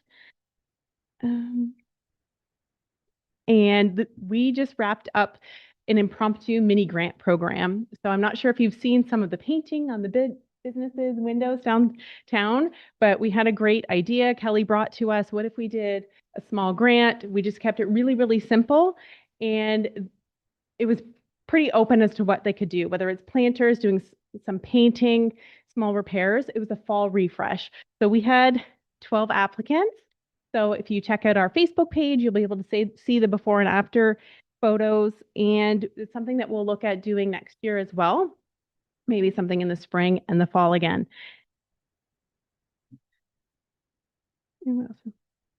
I also want to take a second just to acknowledge the exceptional cooperation with the town staff. We have usually 1 or 2 staff members attending our meetings, which ensures great communication and alignment. And we've been really grateful for Rayanne this year. She helped us secure a grant for funding for one of our projects. And she and Kelly actually went and surveyed a lot of our businesses to get ideas and see what they needed and maybe see what grants could help them or what programs could be available for them. And from those surveys and visits, there was an event hosted at the end of October focused around marketing. And our members were so excited. It was open to the entire town of Essex so that people could see what they need to do, because online marketing and marketing has changed so much, and a lot of them are great at their businesses but don't know how to promote themselves. So they were really thankful for that collaboration and event. So looking ahead, we are continuing our work with the town on the downtown amphitheater. We were really excited to partner and help fund the research and the drawings into the design phase. And then beginning in 2026, we are looking to set aside $35,000 per year so that we are financially prepared for the construction phase. And another capital project that we're working on is the green space. There's a vacant lot on Talbot, 49 Talbot, and we want to transform it into a community parkette. And it will just be a small space, but we really wanted to refresh it. And that's also coming available because of that grant. And we really want to maintain the services that we provide just the same as the town in general.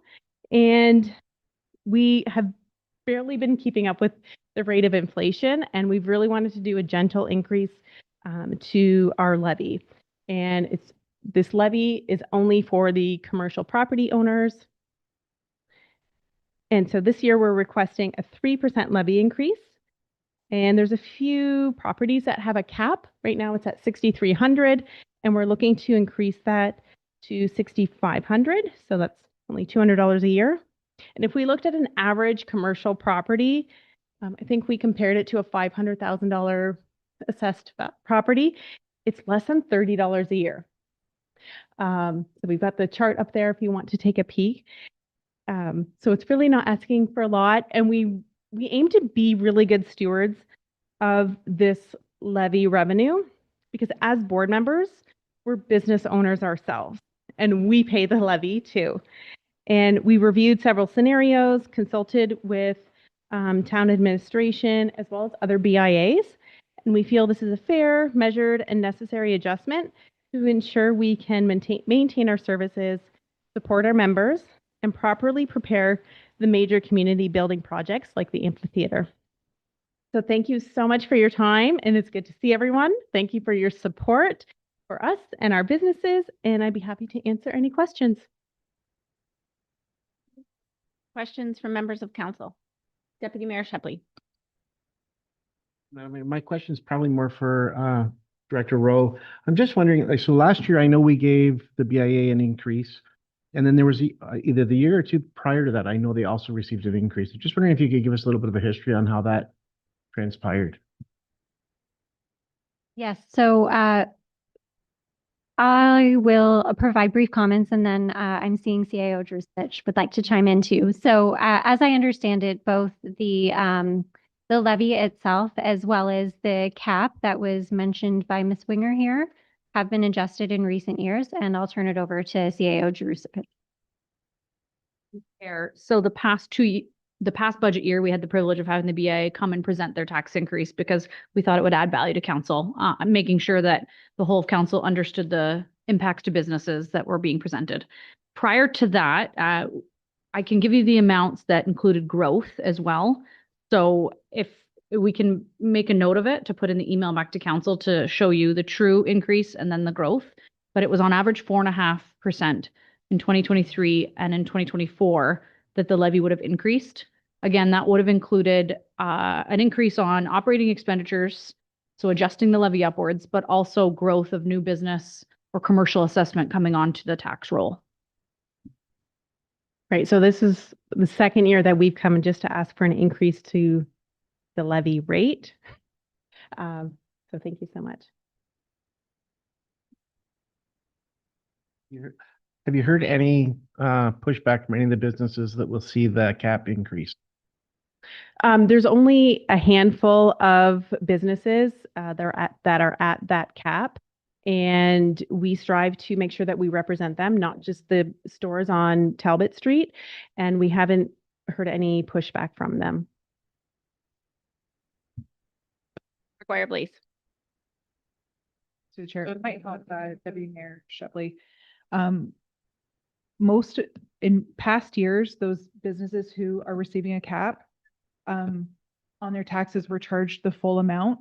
So when they saw that we reduced it down to 63, they were very, very, very happy because their rate is much more. So I don't think that they would complain. Any other members of council? I have one myself. I think you guys are doing a great job. It really shows how dedicated your board is. Through your email, like, do you communicate with the businesses that there's a proposed increase? Like, do they know, or are they just going to read about it in the paper? So we did share it last week at our AGM, and we did have some people in attendance. We were very excited about that. So that is communicated, and once, like in the next couple of months, we'll let them know that it is going up. But they are also seeing the benefit of what they're getting. I think they're getting a good bang for their buck. Any other questions, comments? Thank you for coming. Thank you. Director Rowe?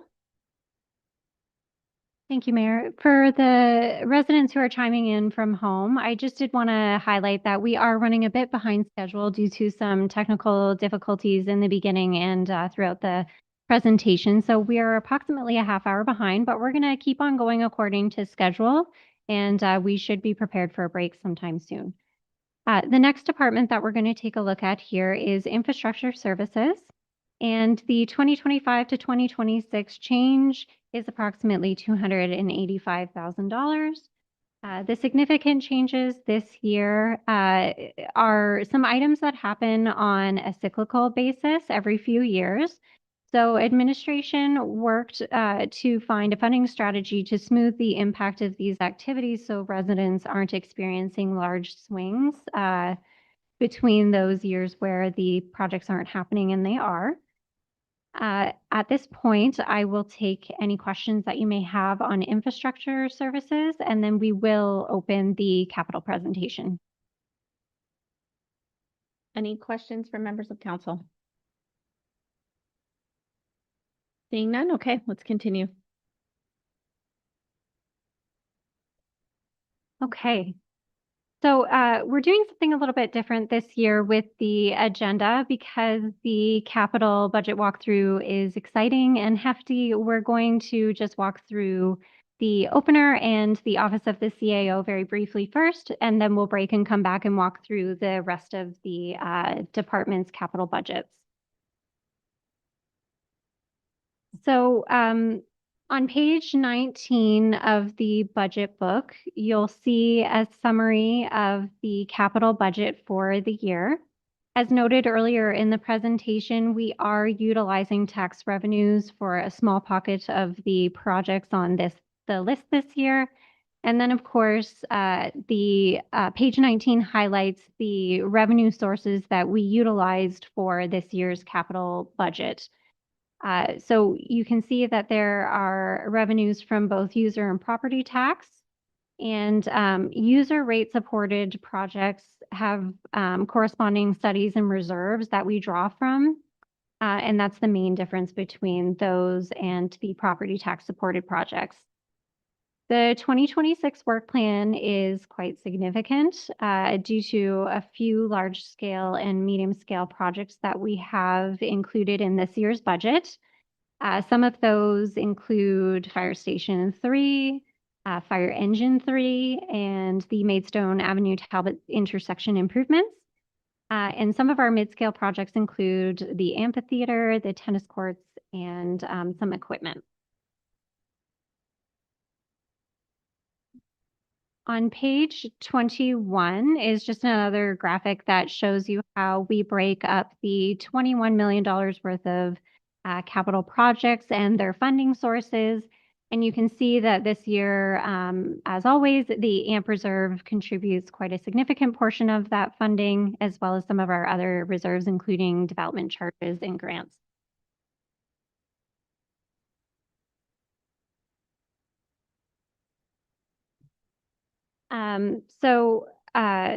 If we move through to page 58 of the budget book, we will talk just very briefly about the town's asset management plan, which incorporates both core assets and non-core assets that amount to approximately 150 million. So quite substantial, the infrastructure that we need to maintain and plan for. And over the years, we've been working toward a longer term forecast to help ensure that council has all of the information that they need to prioritize these works. Each year we review with you our actual proposed capital budget against the recommended AMP expenditures. And you can see that for our core assets, we are showing a deficit in this year for all categories. And although it's something that we revisit every year, it is not a problem that's unique to the town of Essex and something that's experienced by municipalities across Ontario. For our non-core assets, we do see some of these categories in surplus this year.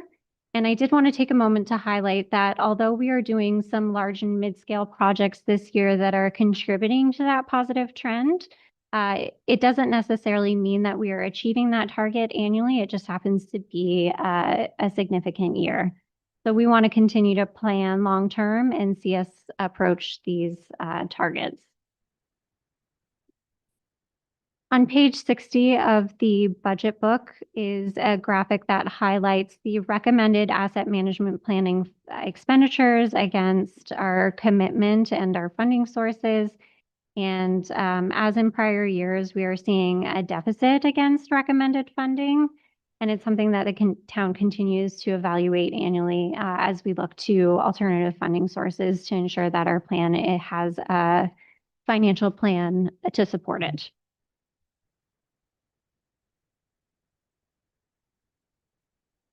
So the next slide is just a highlight of the work that administration did throughout the budget process to ensure that we are bringing a responsible capital plan to you this evening, and highlight some of the changes that were made throughout the budget process to get to a reasonable target that we could fund this year.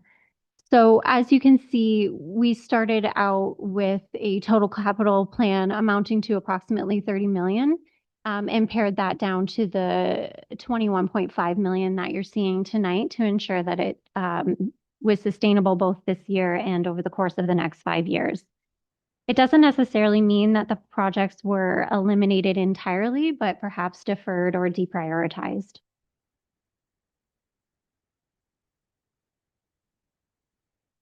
Okay, so pages 61 to 62 highlights our asset management reserve, because we've been talking a lot about the importance of ensuring that we're investing annually to support the projects that come from asset management. And as you can see, we are projected to have a 2025 ending balance of approximately 10 million. And the next slide goes through the estimated ending balances for 2026 and beyond. You can see it fluctuates annually, but I think one important note to highlight on this slide here is that we've taken our forecasted capital plan over the next several years and actually applied an adjustment downward to ensure that the asset management plan is providing a sustainable funding source. So as we circle back to the future budgets and bring capital plans in front of you, we'll take that into account to ensure that our asset management reserve remains stable.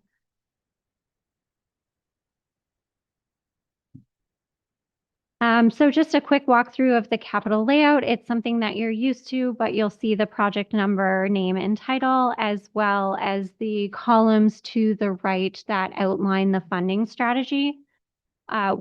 There are some projects that are listed that have asterisks, but they are dependent on grant funding. So we just wanted to highlight that for council. And then, of course, the forecast years are really just forward-looking, but they're not being approved or adopted by council this year. It's just to provide information of the things that may be coming in future years. And with that being the case, the funding strategy really just focuses on the asset management plan, and we'll address the funding strategy through each budget cycle as we prioritize those works. So I just want to take a brief pause after this slide here. We do, again, want to highlight that the strategic priorities were highlighted and leave that for council to review over the course of the next 2 weeks. At this point, I'm going to seek a motion to, before we get into the next and before our bathroom break, because I don't want to have all these folks waiting much longer. I'm going to seek a motion that we allow 2 representatives from the Harrow Pickleball group to present to council. They just have some questions on this document. Looking for a mover and a seconder. Moved by Deputy Mayor Shepley, supported by Councillor Mady. Any questions? Seeing none, all in favor? Thank you. Mr. and Mrs. Clifford, go back to the delegation podium, and you have 10 minutes to approach council. And thank you so much for patiently waiting.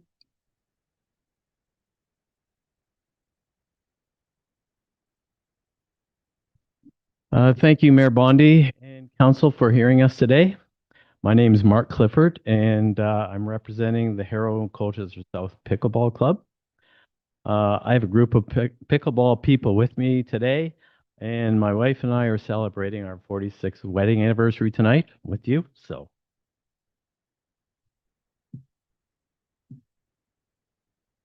about 2 years ago, we came before you with the possibility of maybe including pickleball in future plans for the town. And here we are today talking about that very subject. So thank you very much. We are here to support the proposal that council and ask that council consider adding another 2 pickleball courts to that proposal for reasons that I'll get into later. We have grown as a club now with about 48 members who play regularly. We play year-round, whether it be outside on the present courts that we have, or indoors. We play 3 separate nights in 2 different locations in gyms throughout Essex and Harrow. And so we're a very active club and growing by leaps and bounds. The standalone courts will allow us to continue to grow, similar to the trajectory of communities in the area that have already gone through the process of getting standalone pickleball courts.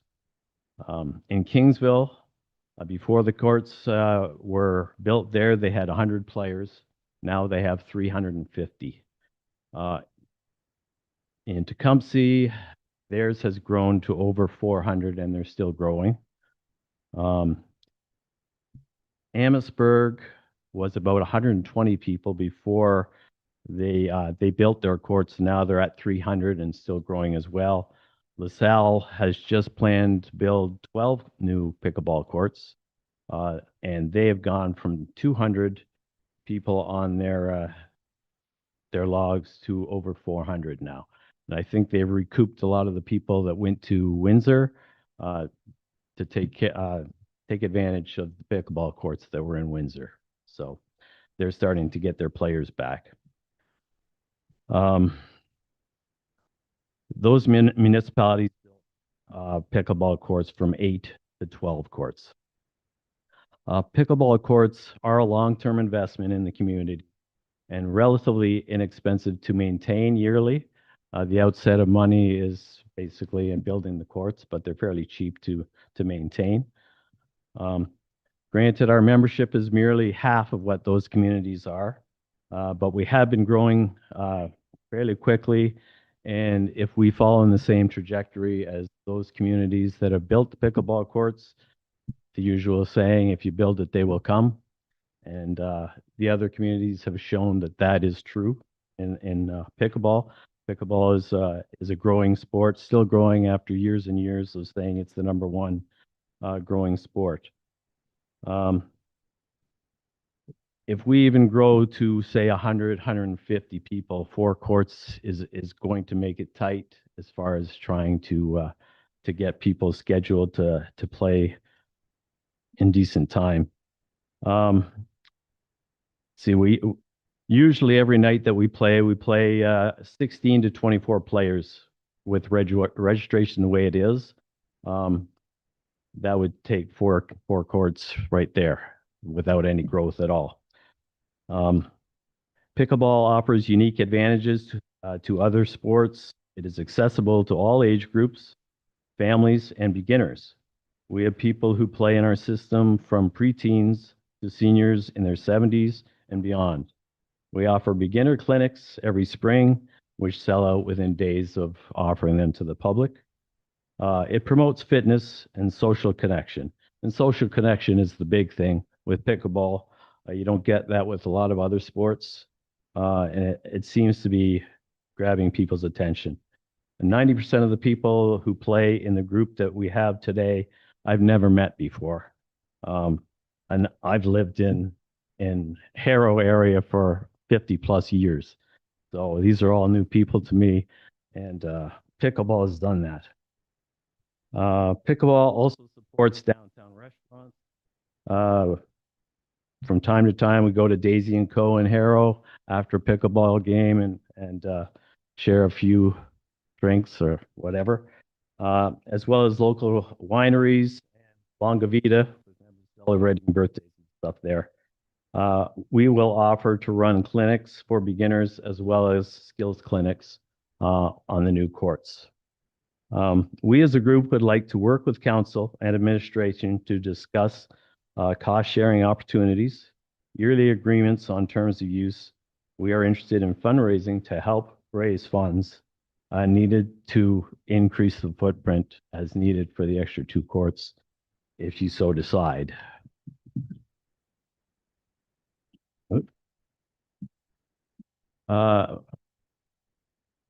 We'd like to also help administrators if they want to bounce ideas off of us. We ask if administrators could determine what the cost difference would be to add the 2 courts, and we would do our best to raise funds to cover the difference as much as we possibly could. We have verbal support from at least 3 Harrow community groups for funding, and we are willing to work with administrators to talk with corporate sponsors as well. Please consider the growth of the community and the sport in making your decision. We appreciate the work that has already gone into the proposal and thank everyone for the consideration and our team members' suggestions. Thank you. Any questions from members of council? Councilor McGuire, please. Thanks through the chair. Do you know how much funds you have committed from your 3 sponsors already? I don't have a figure, no. Without knowing what could be expected of us, like how much would 2 additional courts cost? Kind of hard to go and say, we don't have any idea what we want or what we need. Right. We're just, these 3 clubs in Harrow have approached us. Personally, we haven't gone out asking for money. This is clubs that are just coming to us saying they have money for us. So the tennis courts in Harrow look to be $600,000 in our budget for 4 courts. So you're looking at Is $150,000. that just the pickleball court, or is that the pickleball plus the tennis courts? That's We're looking to add. Both. like, to what we're looking to add, the 2 additional Yeah, pickleball courts. yeah. That's what we're looking at. Marcy, you can walk us through what's going on there and in what he's working on? Thank you, Mayor Bonnie. So yeah, we have been working, we did an open house, last month, on the, tennis and pickleball courts. So we did get some really good feedback from the community on what they were looking for. So, actually, I just saw it on the screen. We did take the feedback that we received from the, open house, which was that both groups wanted to see an additional, well, tennis wanted to see one additional court and they wanted to see two additional pickleball courts.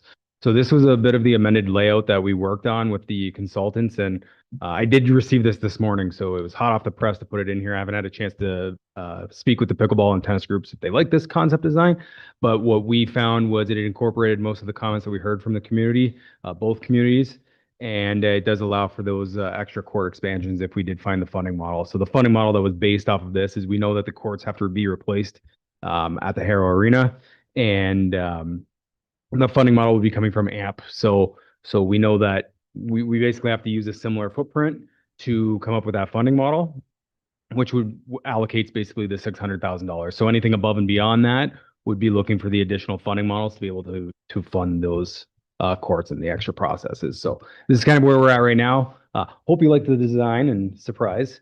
Thank you. Thanks. Well, obviously we'll have a meeting at some Great. point to discuss it, but Yeah. that's kind of where we're at this point. So that is 4 pickleball courts, 2 tennis courts? And that is 600,000, or is that is 600,000? Okay.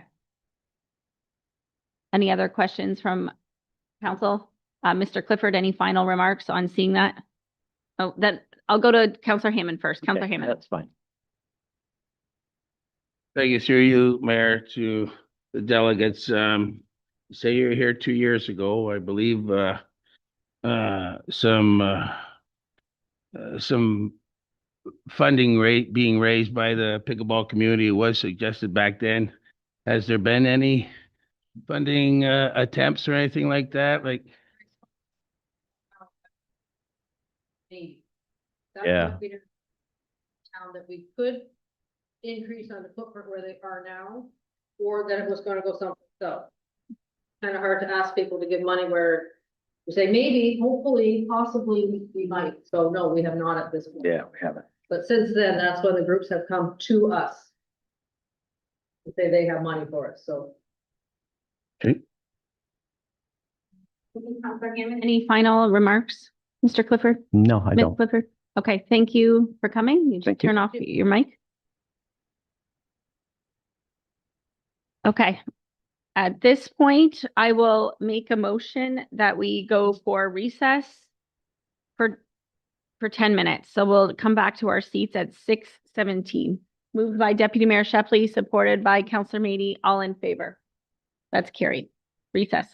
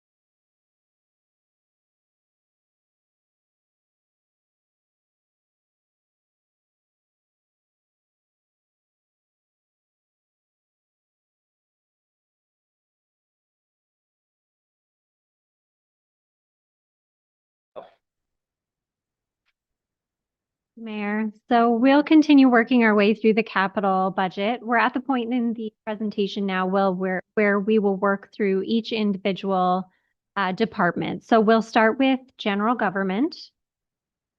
Here we have the council contingency budget, which we have done a hybrid funding model for this year. Half from general contingency and half from tax for a total budget of $25,000. Next, we have Office of the CAO. And from here, I'll pass it on to CAO Drushevich to kick us off. This is a corporate-wide project, and it was initiated with the approval of the construction of the new town hall. So what this involves is, in addition to that project that was approved in 2025, we've begun working with the consultants on what this looks like. It's an amalgamation of all of our historical records to be online and digitized, as well as relocating from the Gesto office and Maydell to what will be the new storage facility upstairs of the new town hall. So the total amount of request is $120,000 for this year, and the funding sources will be 50% to the town hall project, and then 25% from building reserves and 25% from development services reserves, as they have a large portion of the files that are going to be digitized and relocated. And I will pass it to, I was going to pass it to Director Malandrucolo to expand on it. That document archiving project is under his department, and so if he wanted to expand on that. Theo Jurisdiction, through you. This is year 2 of our document archiving records management project. So it's the second time we're coming to you asking for some funding. What we're doing is we're transferring all of our paper records to electronic. One of the reasons why we need to do this is because a lot of our paper records are in the Gesto office, which is now going to be closed and disposed of. So we need somewhere else to store those records. The Information and Privacy Commissioner asked us to do things with our information, such as putting things in digital form so that we can better deal with them and organize them and archive them and save them. So this is that project.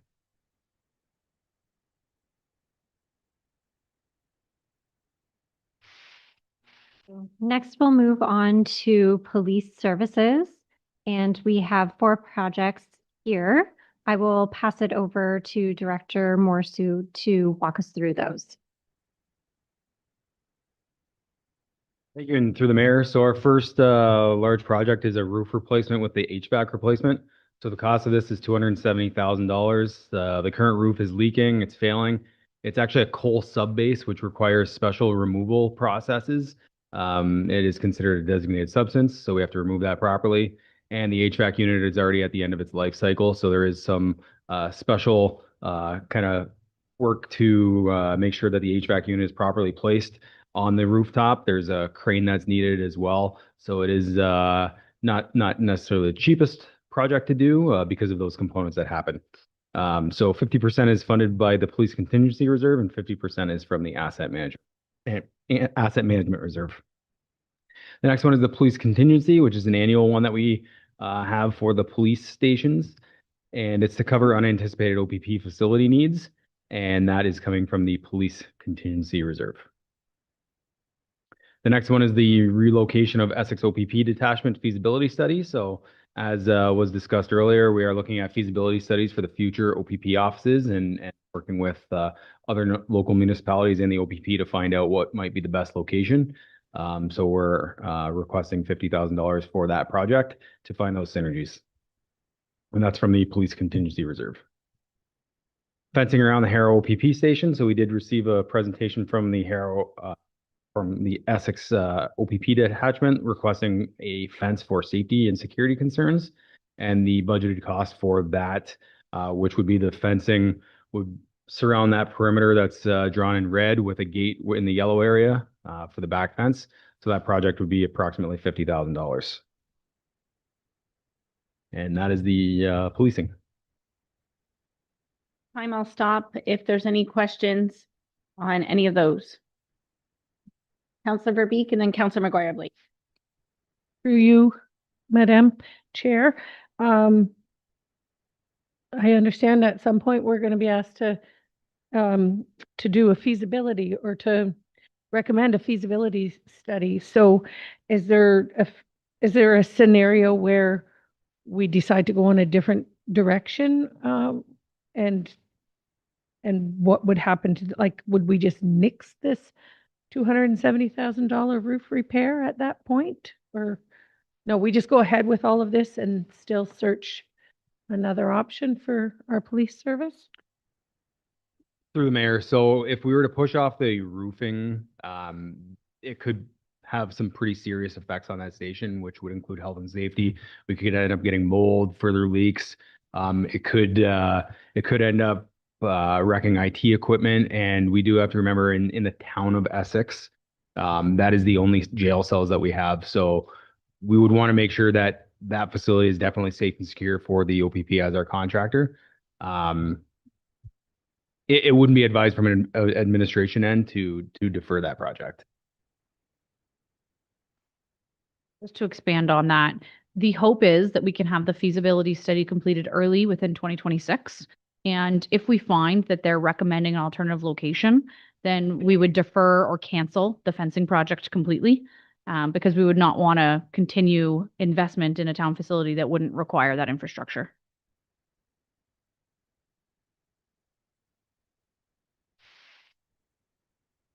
Thank you. So next we will move on to the Legal and Legislative Services. Also had a question. Thank you. The police contingency, through the chair, the police contingency, it says new, but we have a police contingency fund. So can you explain how it's new, but there's a contingency fund, like a reserve, contingency reserve, you said?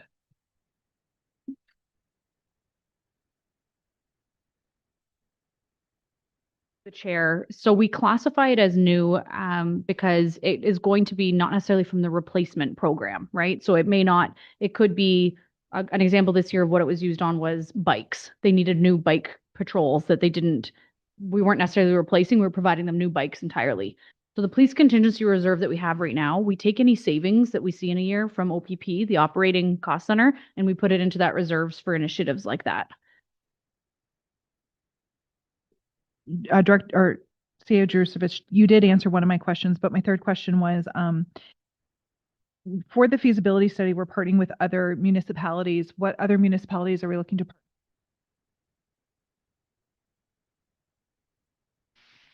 Through the chair, right now, we're having very high level conversations with Kingsville, as their council has approved a feasibility study as well.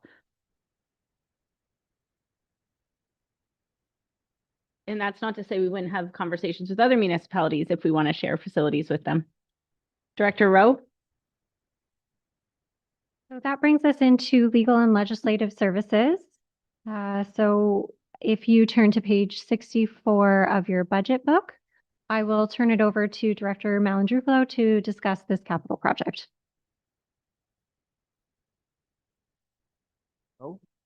Through you, this year is the first year that the Legal and Legislative Department has taken on the bylaw division. And our first order of business in the bylaw division is to upgrade their patrol vehicle. We're looking at a budget of $65,000. This vehicle is at the end of its useful life. It's reached 180,000 kilometers. We're putting in thousands of dollars in repairs in this vehicle every year. It's something that's used 6 days per week, at least by our officers. What we're proposing is that we upgrade it to a hybrid vehicle. If we do that, we'll find some savings in gas, because it's very small, but you might see from the picture, but we're not getting very good fuel economy with this vehicle, as well as all the money that we're pouring into it. So we're looking for a replacement using 50% green fund reserve and 50% asset management reserve. Next slide. Something that you've already heard about us before is cemeteries. Next slide, please. We're asking for a fence at Eiler Cemetery. So if you can see in the picture, this fence is bordered by trees on 3 sides. On one side, it's bordered by a neighbor who's encroaching onto our property. So to stop the encroachment and limit our requirement to take action to enforce our land rights in the future, we want to put up a fence there. protecting our ownership of the cemetery. So the budget is $10,000 and we want that to come out of the general contingency reserve. Any questions for Director Malandroukolo? Okay, please continue, Director Rowe. Thank you. So that brings us into corporate services. As you can see on page 64 and 65, we have 4 projects under our corporate services umbrella. The first of which is the ERP replacement or enterprise resource planning replacement. And you'll see phase 1 there. So the total project relates to notice that we've received from Microsoft that it will no longer continue to support our current financial system, which is Great Plains. And they've given us a time frame to migrate away from that software and implement a new one. So we're really in the early stages of exploring what that looks like for us. But as noted earlier on in the presentation, that this will be one of the largest projects that our department will undertake. And just by its very nature will be very critical, important, and there are a lot of risks associated with this project. So we'll need to proceed cautiously. With that in mind, we've decided to break the entire project down into phases, and this year we are bringing you phase 1, and you can look forward to the remaining phases in future budget years. The first step will be to address the payroll module. It is quite complex and will take approximately a year from the point that we kick the project off to the point that we would go live with that module. And so we're really just exploring what our options are at this moment in time. The $500,000 that we have earmarked right now is just a high level estimate. And we'll be looking to put that through a public procurement early in the year with the hopes of kicking off that project in June. As I mentioned, this will be quite a large project that will span the next 4 to 5 years. So not only are we in a position of not having a choice to migrate away from this software, but we're also doing it under constrained timelines, all things considered. Okay. So now I will pass it on to the manager of IT to walk you through the remaining projects. Through the chair, excuse me. IT has 3 capital projects this year. We have a tablet replacement. Our current tablets used by the directors have reached the end of their useful life, and to keep them current, the hardware needs to be replaced. This will be a funding source through general contingency reserve. The next project is a cloud file migration. The plan is to migrate all of our network files to the cloud. So migrating this is necessary for modern business operations. It provides enhanced collaboration and secure access to files from everywhere, and increased security and cost savings in the future. The last project is security cameras replacement and updates. This is, we have several security cameras that need to be replaced. These are at the end of their useful life. New cameras required for higher image quality and enhanced monitoring capability. Is there any questions? Any questions from members of council? Councilor Verbeek? Through you, Madam Mayor. This would be to Director Rowe. The $500,000 for the first phase.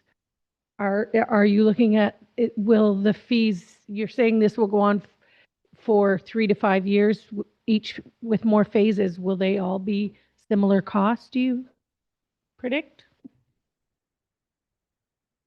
Really great question. As I mentioned earlier, we're really in the early stages of exploring next steps and our options, but I do have experience in past municipalities with ERP implementations. So with that very broad information, what I can tell you is that we're anticipating the entire project to be upwards of approaching 2 million. Now, I understand that that's a really hefty figure and is just a high level estimate at this moment in time. There's a lot of work that will need to go into refining all of our requirements and really getting a good understanding of what exactly the town of Essex needs to move forward with before we can even put it out to public tender or procurement to get a solid figure for you. But it is a very large undertaking and not without significant cost, if that's helpful. That answer, but it was a really good question. Mr. Barron, do you know, like, where are these security cameras? Are they at like our town facilities, our arenas? Is it a mix? Yes, we have them all throughout the municipality. So we have them at the arenas, we have them at our town facilities, parks, so all over. A lot of these cameras now, the existing cameras, they're out of date. We're losing image quality, they're outside, they get weathered. So it's just every year we're budgeting just to keep them current. And in the past, we've had times where we're requested to extract video for the OPP, or if there's an incident, server's gone down, camera's gone down. So it's just time. From members of council? Okay, please continue, Director Rowe. Thank you, Jack. Thank you. So next we'll move into community services. I will pass it over to the fire chief to walk us through fire's capital projects.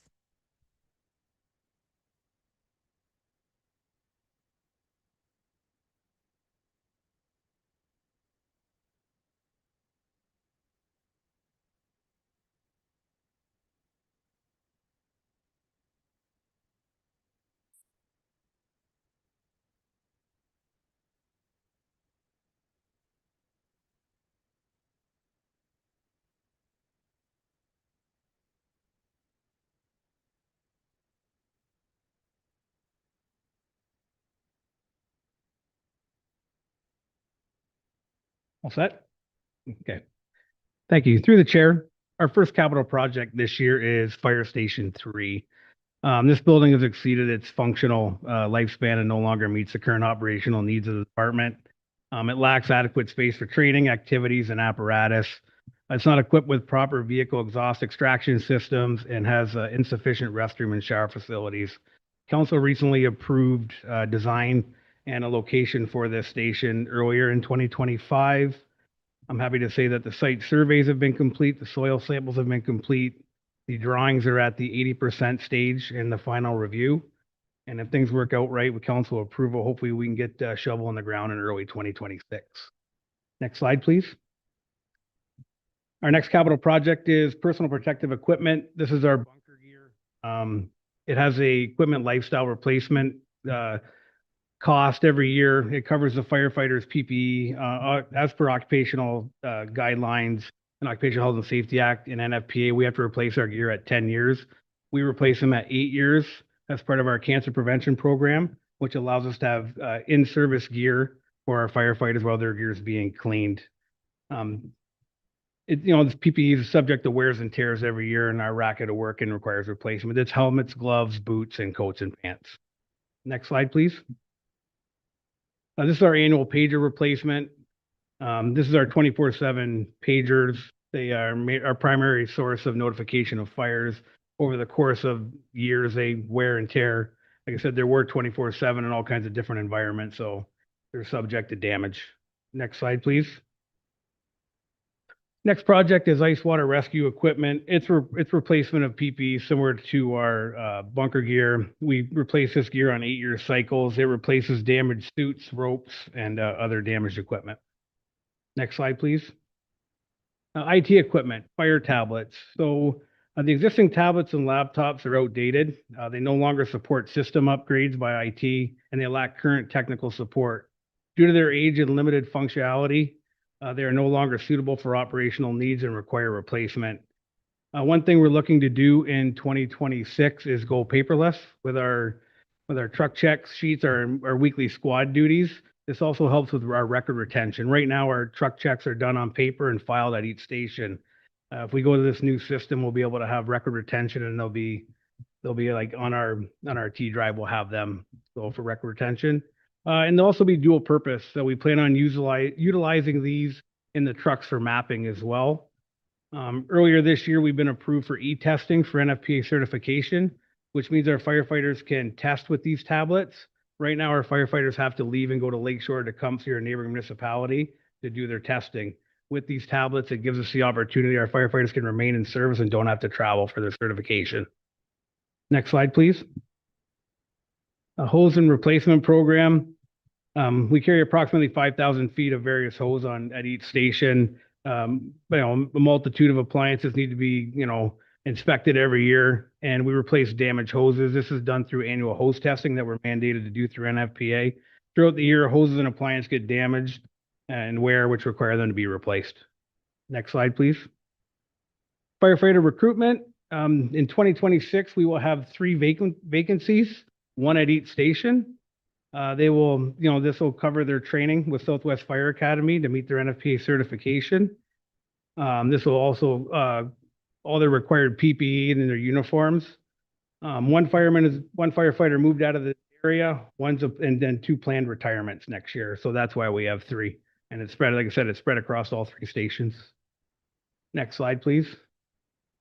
Nuclear preparedness equipment. So this is a grant. It's not new to us. We've received it since 2023. In year 1, we helped utilize the funds go towards a backup generator at the Shaheen Room for emergency preparedness. In year 2, we did EOC upgrades at Station 1 and Station 2, and we got a portable shelter for the reception center. This year, we're going to use some mobile storage unit options so we can keep some equipment in it. Anytime we get grants like this, we just don't want to tie it towards emergency management. We want to tie it towards something we can use all the time. So emergencies happen anywhere. This mobile storage unit, which is like a 14-foot trailer, it'll allow us to bring equipment to any location in the municipality. And we're going to also do some control upgrades at the reception with this funding. And it's fully funded through a grant funding. Next slide, please. Firefighter cancer prevention. Again, another grant that's not new. We got it last year and upgraded our PPE so people could have spare sets of gear. This year with the funding, they've doubled the funding. I'm happy to say the province doubled the funding. We're going to get an SCBA washer. So right now our SCBAs get washed, hand scrubbed and washed with a hose. There's a washer that we can get that, professionally cleans the SCBAs after a fire to get all the contaminants off them. So we would strategically locate that in the middle at Station 2. As well, that washer will also do boots and helmets, which can't be done in our current wash machine. Another win for us is we're going to put a truck exhaust filtration system on all of our apparatuses, which is basically a filter system that sucks out all the carcinogens and toxic gases when the firefighters come back from calls. It'll suck the contaminants out of the cab of the truck. Next slide, please. Fire engine 3 at Station 3. This truck, again, was a pre-approved budget this year, and it's due for replacement. Right now, parts are obsolete. We can't get parts for it. It's one of our most active apparatuses, and you should see an RFT coming to council within the next week or so with the results of the RFT, sorry. And that's it. Thank you, Chief. Councilor Garen. Thanks through the mayor. Just to refresh, Jason, so the 5.235 mil for the Station 3 replacement is just to build it. It's the abandonment of what we have now. It doesn't take into consideration the value of that property or that building. It's just to build, right? For you, the chair, to Councilor Garen. So that price is going to build the station. It's also going to redo all the parking lot as well in that area. So it's full design of that parking lot. So they'll put the station on there and it will abandon the other one. I think I know what you're getting at. It's not a cost of the other station, right? Okay, just something for us to consider too. And then obviously that's equipped with all the necessary furniture, tech equipment, all that other stuff as well in that price? Sure, that's correct. That'll be a contingency there for equipment, desk, chairs, all the stuff we need, racking for hose, etc. Okay, and the last one I have, I don't remember on the Station 2, when we budgeted for Station 2, we would have put X amount of dollars in there for it. Do you recall when everything was said and done, were we above budget, below budget? I remember we were under budget for Station 2.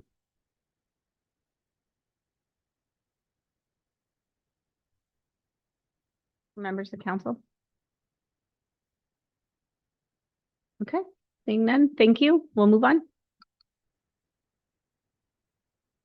Thank you. The next section is Arts, Culture, and Tourism on page 66 of your budget book. And for that, I will pass it over to Director Morrisou, who will walk us through that project. Thank you, and through the mayor. So this is an annual project through the Arts, Culture, and Tourism Committee where they ask for $15,000 to do some sort of art project, generally murals, but it has been something else as well. It reflects the unique identity of the community. It tells the stories that are important to the community, preserving local history and traditions, and it promotes an understanding of the culture in the municipality. And that comes from the Murals Reserve.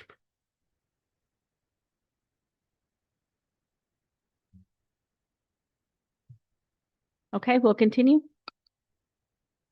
On to page 66 and 67 of the budget book now, which is Parks. I'll start with Director Morrisou, who will then turn it over to the Manager, Parks and Facilities. Thank you, and through the mayor. So the first project is the Coan Park Capital. So this is an annual budget of $30,000 that we ask for, and 50% is coming from the Coan Reserve from the town of Essex, and the other 50% comes from Amherstburg. So because it is a joint owned park, we split the costs on that, and you'll see that in the next project as well. So the Coan Park did not spend a significant amount of their capital contributions this year, which is why there's going to be a carry forward. And they are looking at a number of projects that they're going to be doing for next year. So they have asked to roll forward the balance from this year to next year with the addition of the $30,000 for this year. Next slide. So Coan Park assessments. So a couple of years ago, we did the Coan Park master plan. And as part of the master plan, we are trying to identify what the long-term priorities are of this park. So the town of Amherstburg asked the town of Essex to complete an asset management assessment of the park. And part of that is finding what the priorities of the park are. So for example, we know that the building is having structural issues. The canteen is currently closed down and we're working through that process right now. We also know that the septic system is not in good shape and suffering from failures. So we need to identify priorities like that to be able to hold the infrastructure of the park in a good state so it's functionable. And with that, if there's remaining funds after the asset management plan, we're going to look at starting some of the design processes and the engineering reports and architect reports for designing some of those facilities. So the budget for this was $200,000, half again from the town of Amherstburg and half from the Coan Park Reserve. The next project is the amphitheater at Heritage Park. So we've been working on the design plans last year as approved by council for amphitheater implementation. So we have been working on the design plans. We have those near completion. We're at the point where we have 3 possible design plans. We have one where it's more of the basic design, which is this budget. We do have sponsorship and naming rights covering at this point $500,000. So we are looking for another sponsor or grant funding for $82,000, and we have approached some of the local groups that have shown significant interest. We're just trying to iron out those details, but confident that something will happen. What we are looking at though is this is what we put in because it's the lowest cost and we didn't have commitments. If we do get commitments, that'll escalate this a little bit further. We can have a higher quality amphitheater. So this design doesn't give the green room, but there's a middle option where we could do, it was for approximately $730,000, where it gives the ability to add on a green room later on. And then there's for about $840,000, it would be with the green room included. So if we can get all the funding, administration will come back with a report to council seeking to authorize further design plans for a different project. But this is what we have proposed at this point. And that, like I mentioned, funded through sponsorship and naming rights. The next project is the Essex Town Center Park. So we, as council recalls, we did public consultation and we approved the park design for this budget. So we do have this in the budget for this year. and it would be coming from the DC reserve.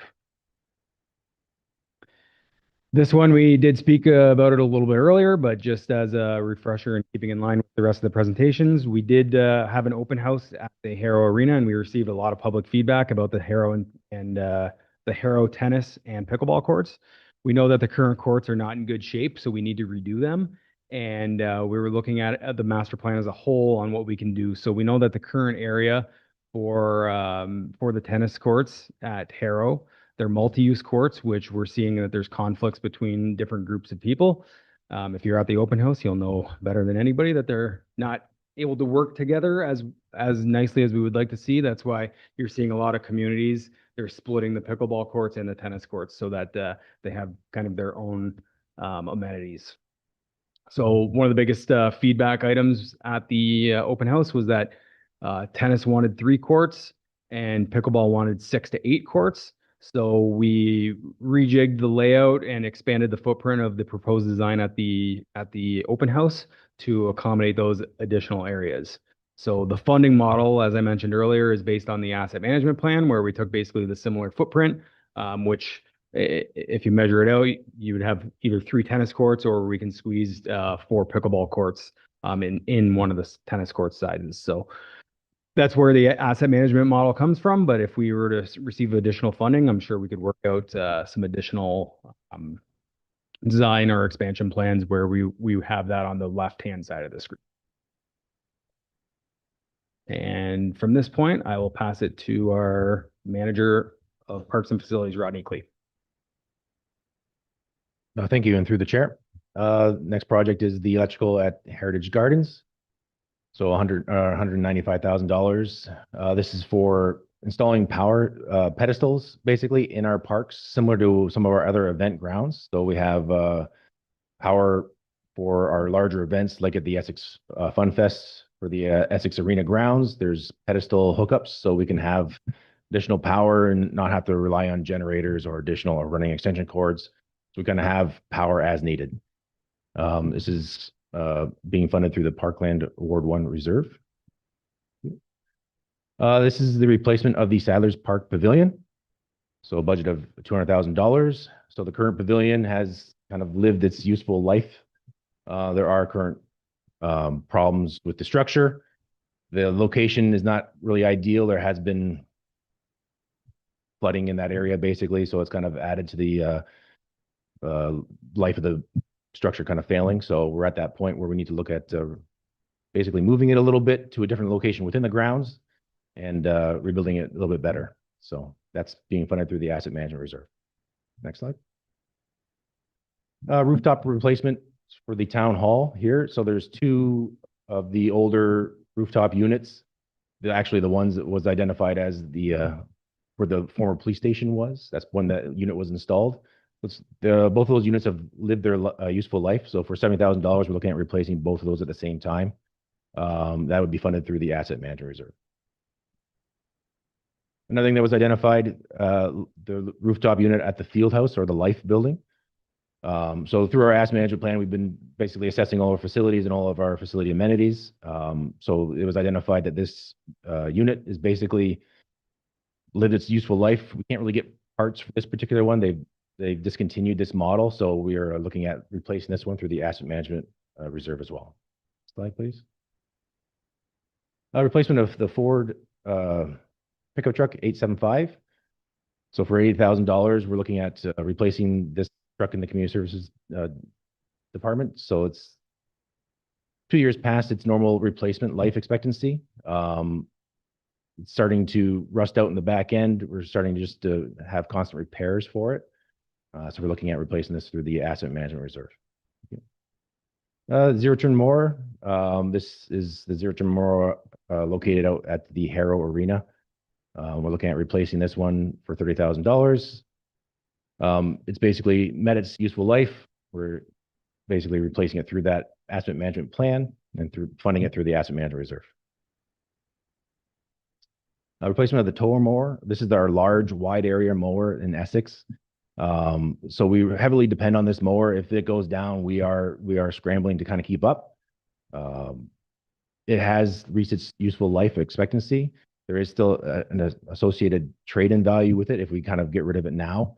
So we're hoping to do that to try and make sure that we don't fall behind. And it'd be funded through the asset management reserve. Ball diamond rehabilitation, this is an annual capital project request. So to try and keep up our annual maintenance within our ball diamonds within the town, we ask for $15,000 each year. Just to make sure that we kind of meet our current standard of baseball diamonds for our user groups. This will be funded through the asset management reserve. Similar to the baseball, this is the soccer field rehabilitation for Essex and Harrow. Just to keep up our heavy usage areas, making sure that we meet the standards that we've been kind of providing our user groups over the past years, that this project kind of comes forward every year. So for $15,000, we're looking to make sure that we keep that standard up. This is funded through the asset management reserve as well. Facility structure assessment repairs. So this is for the Essex splash pad house or change washrooms. So for $720,000. So through the asset management plan, we've done a structural review of all of our facilities within the town of Essex, and we've kind of identified any outstanding issues that we need to look at in the near future. So this facility was identified. The structural engineer that we walked through, they came up with recommendations to make sure that we are maintaining our facilities properly. So we're looking to, that's the general reason for this proposed budget. It'd be funded through the asset management reserve. Harrow Playground rubber surface replacement. So you can kind of see in the picture there that the rubber surface is being patched in several locations. It has excessive use. It's a very utilized area. For $200,000, we're looking at replacing the rubber and making sure that there's any of the other deficiencies that were identified within our third-party inspector. There was some impact tests that were done there that they identified some sub-base issues that we want to address those as well at the same time. And that would be funded through the asset management reserve. Park contingency fund. This is a request annually just for $50,000. This is just due to the high expense of replacement for playground equipment. So there's vandalism, there's a heavy use, and you can't really predict on the expectancy of those pieces of equipment. And just because of the additional cost, because it is considered playground equipment, it's engineered very highly to a high level for safety, that we asked for this additional fund to be considered. And it's funded through the asset management reserve as well. And that concludes the parks part of the budget proposal. So at this time, we'll take any questions on that before we move on to arenas. Deputy Mayor Shepley. Madam Mayor, just wondering if you, on the truck, the Ford truck, is that a half ton or? The 250 and F-250, so it's technically. Allard and then Councilor McGuire, please. I was just wondering about the facility structural assessment repair for $720,000. We're getting a full firehouse for $500,000. What is it that's in there that's so much more? Oh, 5 million? Oh, I read that wrong. Me. Okay, just wondering what was in there that cost 100 or 700,000 for a structural repair. A few things were identified within that structural review. So we had the engineer walk through us at the same time. They kind of made a game plan for us. That's what the budget is basically based off of, to make sure that we address any structural needs so that building is going to have a much longer expected life. So to do these improvements, we would be expecting, like they did a rating process, but it's basically to expand the life expectancy of that facility to much more in what the asset management plan has in place. So a building usually has a 75-year expectancy. This would put us back into that realm of expectancy for that building. Veek. And just going to follow up on Councillor Allard. Was that to repair or replace the building? Are we just repairing that building for $750,000? Sure. Yes, this is a repair budget, not a replace. We have priced out replacement, and it came in a bit higher than the actual repair cost. So right now our game plan would be to replace that facility. Sorry, I apologize. repair that facility. What, can I ask, what is the replace? What is the replace budget? Like 750,000 for a renovation seems really high. What is the replace value? With the chair, the initial quotes that we were getting were around $100,000 more than the replace or the repairs. Sorry. So that wasn't building an actual structure though. That was pulling in some modular designs to kind of piece it together to work. It wasn't necessarily tearing down the building, replacing brick and mortar as it would. It was more modular components to put a structure together, finding the cheapest way possible. But if council is interested in us getting an actual quote to rebuild the like for like facility, we can certainly do that for budget deliberations.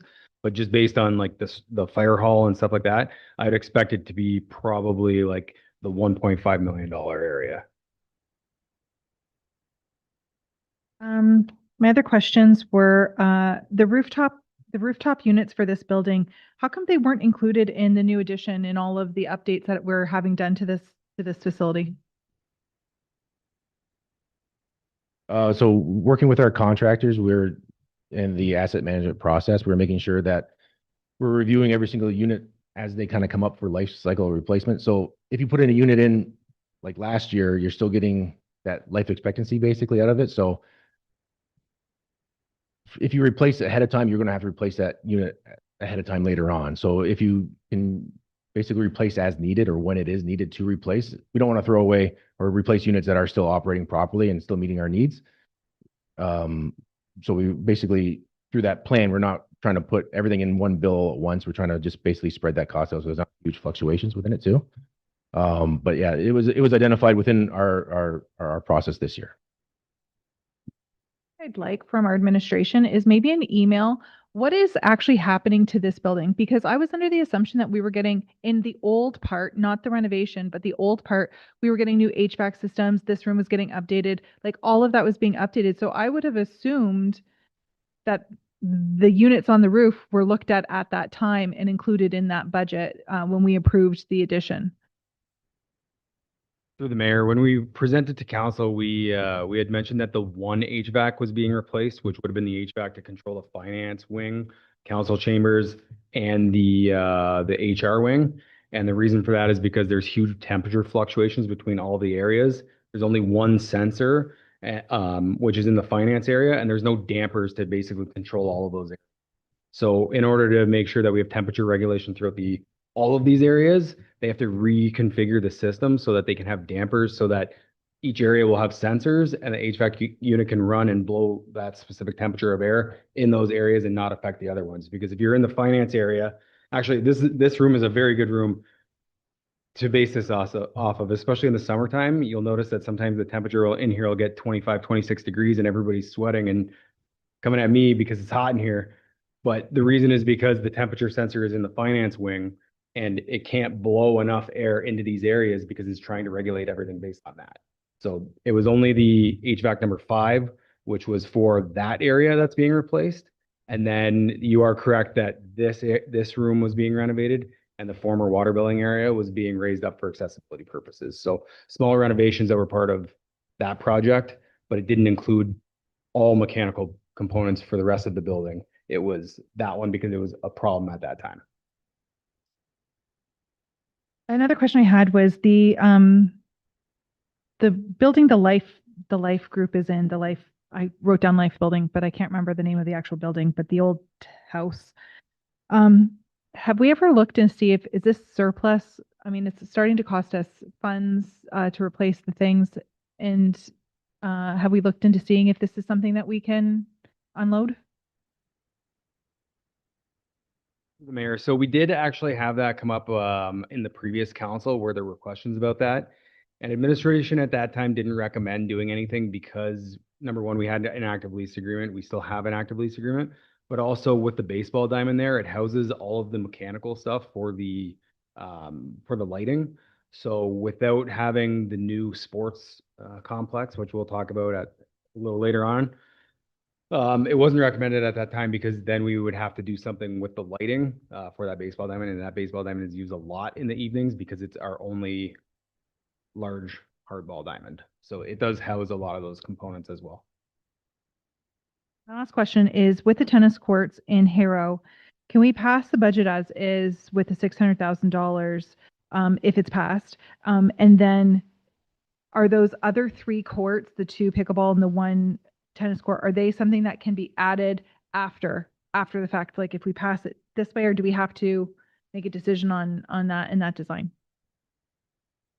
Through the mayor, so we can do it in a phased approach. So we can do the 4 pickleball and 2 tennis courts initially, and then have those other 2 on the left-hand side added on later. It is possible, and that's the reason why we did this, is because we know that those courts in Harrow right now are in immediate need of replacement. And it doesn't make sense for us to be a top coat of and redoing that subsurface of the tennis courts is basically redoing what we're doing right now. We have drainage issues that are causing issues at the current tennis courts. So every year you're seeing expansion and contraction, and it's causing safety issues. So we continue to pour tens of thousands of dollars just to do basic yearly Band-Aids just to keep the courts functional. So that's why we felt it was really imperative to get this on the radar now. And then we can always address those extra, 3 court, 2 pickleball, 1 tennis court at a later. Other questions on community services? Counselor Garen, or sorry, I had Counselor Verbeek first, then Counselor Garen. Madam Mayor, Director Marsu just answered most of my questions. But just to circle back to the tennis courts, when I saw that, of course, because the big numbers jump out, right? But we've been hearing about the money going into those Harrow tennis courts for quite a few years. So did I hear you say that the location is going to move over to where Fire Station 2 and our tree nursery are?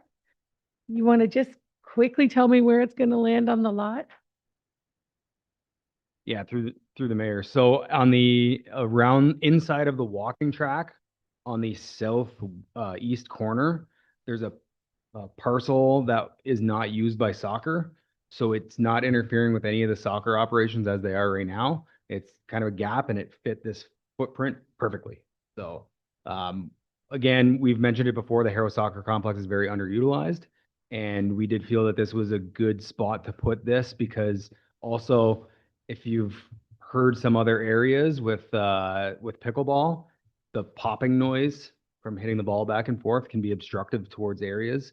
So if we did also put these at the Harrow arena, knowing that there's also further development coming there, it could also constantly create that noise and obstruction. So we also felt from a sound perspective that this was also a good area, and making sure that this complex is being more utilized because it's very underutilized.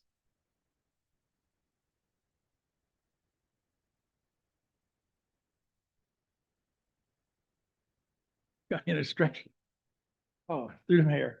Yeah, pickleball carts. Everyone seems to want them, and every municipality seems to have them, and but us. So I'm all for them. Just don't forget Essex Center still needs some too.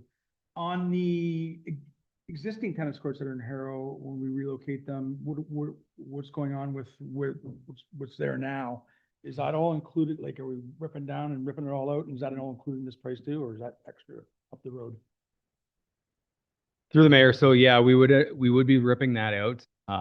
We want to make sure that we don't touch those courts until these ones are fully ready to go, which could be, well, I mean, it depends on when we get it tendered and everything else. But if it was to happen during the middle of summer, we wouldn't want the current users to not have somewhere to play. So it would come after the fact, and we would have to remove those. And then we would be turning it into green space and overseeding it until such time as the master plan. That would be a potential expansion area if we were to add on to the facility. That was a request from the community with the Harrow High School project. So one of the things that the community did not like when we were looking to surplus the Harrow High School was that there wasn't gym space to be used. So we allowed in this master plan footprint for, well, there's short-term, long-term, that's up to council to decide, but we allowed for the footprint to be able to expand the arena so we can put a full-size gym and some additional space on that facility. So that's where it would go in that area. Sure. Yeah, we just want to make sure when we tender this out, these new ones, we're capturing the costs associated with tearing out the existing, getting rid of it and seating and all that stuff. That is what the architects were told that we want, right, that they came back with. That's correct.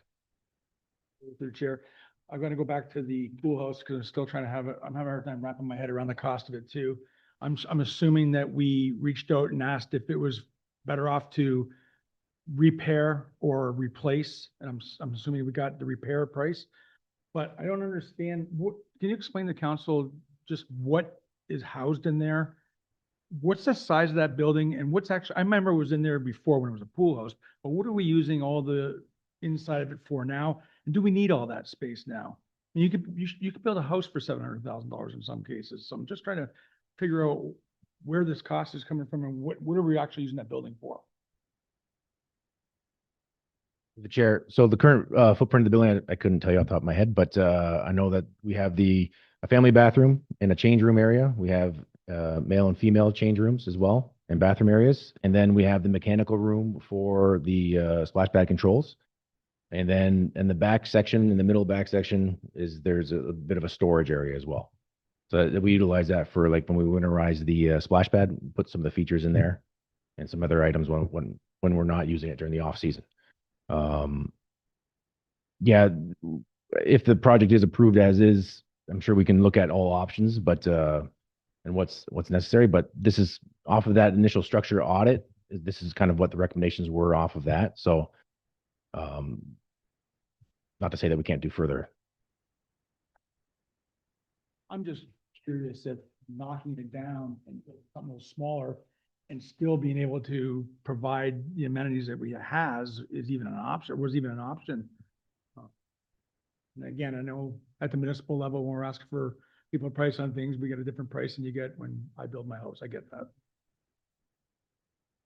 Through the mayor. So like I said, we did get this price from the engineer based on cost-effective method to do something. So if we're looking for those other options, we can certainly get those prices. Like I mentioned before, we did get preliminary pricing because we thought the price was pretty high as well. So we were looking at some different options, knowing that a modular design is something that it's a more current process of what is being done at different areas. But that's also for areas where they're bringing in new things. They're not tearing down because we would have the cost of demolition. We have to make sure that the areas of the pumps, because the pumping house is in that building as well.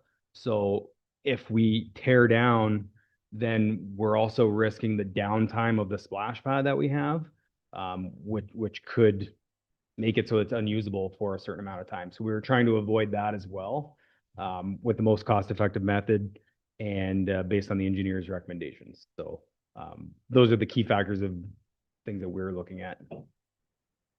And one other further thing is that this facility in the structural report was rated an F. So people are not able to occupy this facility right now at our own liability. Going to go back to Councilor Verbeek, but I do have a question myself. So some members of council were at the Harrow Parks and Rec Master Open House and we saw the whole layout. I'm wondering if you could, and you might have already sent an email to council about the different plans, or if you could send an email again to council so that all of council knows what was presented. Or if we could even just touch on that in the next budget session. So because a few of us were there and we saw it all, and some members of council couldn't attend. So I'm wondering if we could do something. Yes. Through the mayor. Sure, yeah, we can absolutely do that. The page is currently active, so I'll send an email out with all of the plans and what designs there are. There were multiple concepts provided.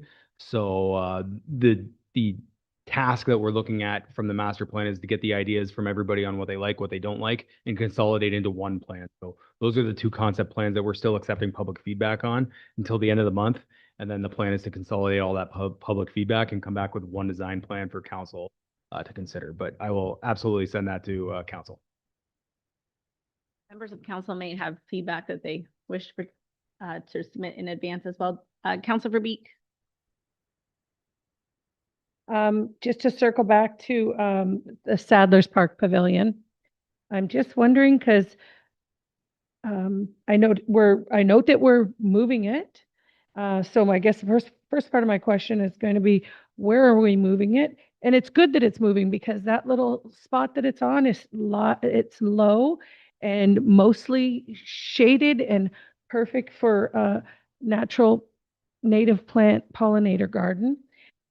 But I'm just wondering if for the 200,000, are we getting like the exact same structure in another spot? Like just whatever it is, 15 by 20 pad with a roof? Or is there more for 200,000? So it would be like for like, with the concrete pad. It would be in the middle of the park at higher ground, so we're not gonna have to worry about the saturation and the flooding. But it is intended to be like for like, based on our asset management model. That's what we have to base things off of is the like for like. So it does come with the concrete pad and the pavilion itself. And community services. Okay, thank you. We'll keep going. Going along at home, we're at page 67, arenas, and I'll turn it back to the manager, parks and facilities. Thank you through the council. These are the capital projects proposed for the arenas. Next slide, please. First project is the replacement of the burners and the heating wheel for the dehumidifier on the Shaheen Rink of the Essex Center Sports Complex. So the unit has a, well, at a cost for $80,000. So the unit has a large wheel within the housing that basically creates the dehumidification throughout the facility. And it has reached its useful life. It's starting to fail structurally. And we're basically under the recommendation of replacing the wheel instead of replacing the entire unit at a much higher cost. This would be funded through the asset management reserve. Replacement of the ride-on floor scrubber for $40,000. So shortly after the building was built in 2009, we bought a floor scrubber just to make sure that we keep up with the standard of the cleanliness of the facility. Being a very large footprint, you need the ride-on style one to keep up with it. This is being funded through the asset management reserve. A replacement for the puck board at the Essex Arena. This is for both rinks for $50,000. The puck board is basically the main wear point within the board system. It is all the skates, pucks, the ice machine, ice maintenance machinery basically scratches away at it, and it's starting to reach its useful life. It's becoming harder to maintain and a bit of a hazard, so we have to make sure that we're making sure it's always cut flush. So this would be funded through the asset management reserve. That's all the projects through the arenas.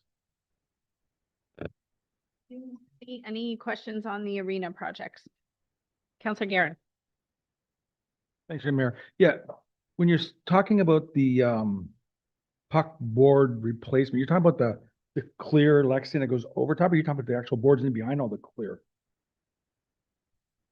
Through the chair, the orange or yellow puck board on the base at the ice, basically that's where the most of the maintenance is. The Lexan portion that you're referring to that covers the advertisements, we replace that as needed throughout our regular operating budget.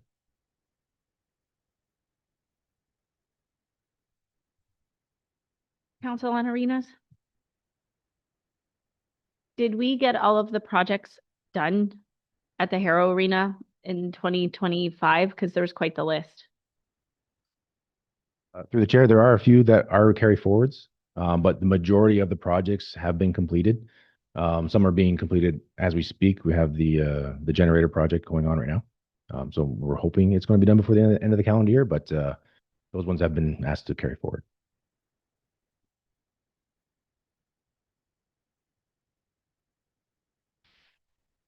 We'll move into the harbor projects. We're still on page 67.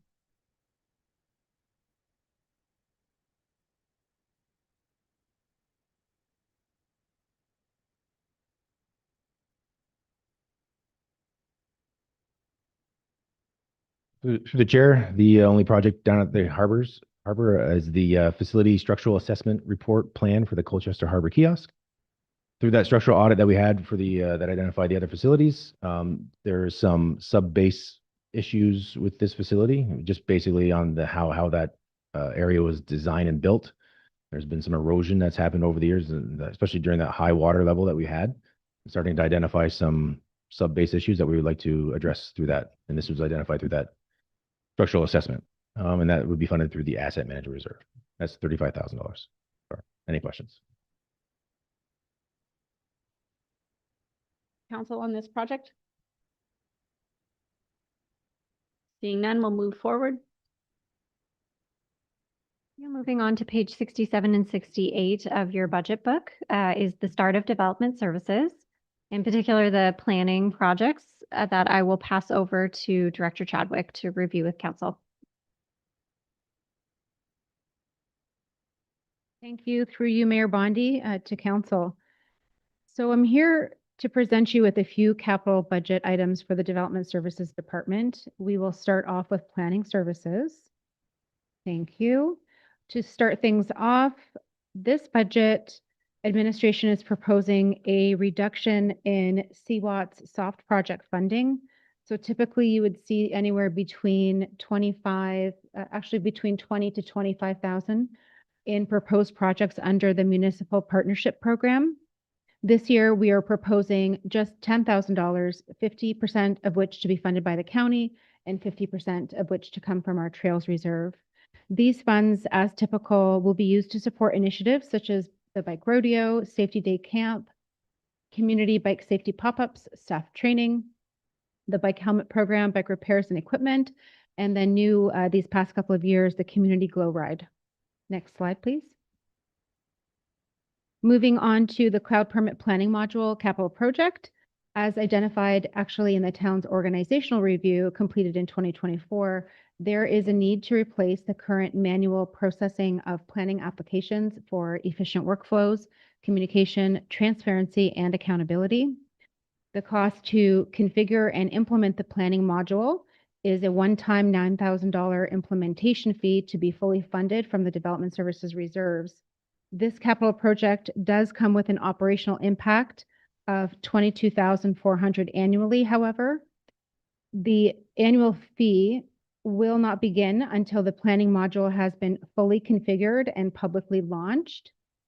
That is not just a soft launch. We did learn our lesson from the building module. So that full launch, we hope will be forecasted so you can see the full impact. Of course, considering increases to our planning fees, that forecast for the operational impact is 2027. Cloud Permits Planning Module is available in Lakeshore, Kingsville, Leamington, Tecumseh, and Windsor, along with their building modules, and offers significant benefits, including streamlined operations, enhanced communication, automated reporting, and improved collaboration. Thank you. Or next slide. Oops, sorry. Next up is a proposed residential intensification strategy. As identified in Council's strategic plan, there is a desire to establish areas within town where higher density housing options are encouraged. The county's OP also requires completion of a residential intensification strategy. This integrates residential intensification through infill and redevelopment. We've been feeling it particularly these past few months, especially in those existing built-up areas. Although some of the work will come in the form of policies in our new official plan, we are actually proposing to retain a consultant to assist us in preparing a residential intensification strategy. These guidelines will guide us and actually guide new intensification projects to become harmonious with the use, with scale, with architecture, streetscapes, and neighborhoods in the town. Just to give council a summary of what you see here, the project in the amount of $15,000 can be funded from the Budget Stabilization Reserve. Next slide. Next up, we have the Essex and Harrow Urban Design Guidelines. As again identified in Council's strategic plan, a review of the town's 2014 Urban Design Guidelines is required to determine its relevance and also to ensure that the guidelines solidify our unique characteristics found within our downtowns. So we did do an internal review of what we call our UDGs, the Urban Design Guidelines. We did that review this year. We discovered that the original intent of the UDGs was to assess CIP applications in Essex Center and Harrow. So since the CIPs are no longer active in either downtown, it's our recommendation that an urban design consultant be retained to prepare a new standalone document to guide the development of public and private spaces in both of our downtowns. The project is anticipated to cost $25,000 and can be funded fully through the Budget Stabilization Reserve. So this here, the Climate Change Adaptation Plan 5-year review or 5-year update, is a pre-approved capital project. I won't go into it because you have heard about it before. In fact, you approved our commitment to applying for a grant. So as a reminder, and as presented to council back in September, 70% of this $100,000 project will hopefully be coming from the FCM grant, and the remainder to come from our Green Fund reserves. It's important to note that this project is fully contingent on the grant. Therefore, if unsuccessful, administration will report back to council with alternative funding options or postponing the project to a later time. Next slide, please. So moving on to our Economic Development Division, I will walk you through one capital project that is being proposed, and that is the Tourism Marketing Action Plan. Again, as identified in your strategic plan, you have identified the completion of a tourism marketing strategy specifically to position and promote the town as a premier tourism destination in Southern Ontario. We are proposing to retain a consultant to assist in moving this initiative forward in the amount of $25,000 to be funded through taxation. For reference and a little plug here, if approved by council, a municipal accommodation tax could fund this type of project.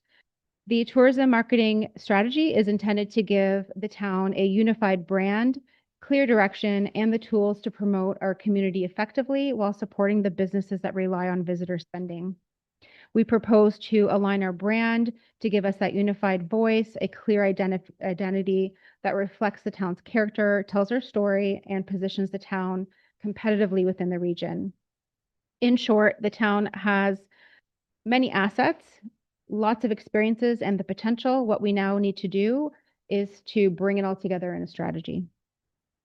Thank you, Mayor Bondi. With no capital projects proposed under building services, that concludes the capital budget walkthrough for development services. The Colchester guidelines, are they still tutor? Like I remember the Grove coming to us asking for an exemption because we still had tutor guidelines in Colchester, which really seems out. If that's true, is there a way to address that? Thank you, Mayor Bondi. That is actually being addressed under the Colchester secondary plan. So you are correct to point that out, that the design guidelines, those are actually policies in our official plan under the Colchester secondary plan and are currently under review. For members of council. Councilor McGuire, please. The residential intensification program, so it gives us a guideline. Is that like a bylaw, the guideline, or is that just something that we say, well, we would like you to conform to this, or does the developer have to conform to it?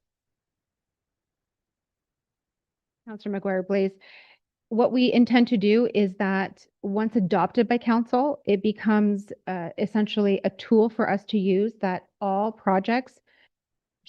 residential intensification projects that would be subject to site plan control, zoning bylaw amendment, committee of adjustment applications, anything that is intensifying, we would put the development through this review to ensure that they are harmonious. We would have defined essentially built form, heights, style, design, facades, things that we would be able to hold the developer to rather than just policies in our official plan. Something that we would hold the developer to it. That sounds good. But how long would this take? And would we wait on the new parking changes, the parking bylaw changes, for this to come into effect? Is this the same or is this two separate things? So those are great questions. So I've seen, and we've seen in our industry that residential strategies sometimes come out with actions that propose revisions to zoning bylaws. For example, we're already ahead and council's directed administration to review the parking regulations. We're going to prepare a report before you direct us to amend the zoning bylaw. At the same time, on a parallel track, while we complete this residential intensification strategy, it may discover and may propose a recommendation to review parking regulations anyway. It may also propose that, for example, the semi-detached permissions currently under R1, it may propose that it not be carte blanche anymore. It may propose that garages no longer be considered as parking spaces. So it all comes out of this strategy. Ironically, you've already directed us to do one of the actions we anticipate will come out. The tourism marketing action plan, is the plan for it to encompass the entire municipality, or currently our focus, and for me, I feel like our focus is Colchester. So I would like to see a tourism marketing plan that was Colchester, Harrow, Essex Center, and McGregor. So if we're going to put money towards a tourism marketing plan, I would like that to be all of the municipality and not just a quarter of it. Blaze, we wholeheartedly agree.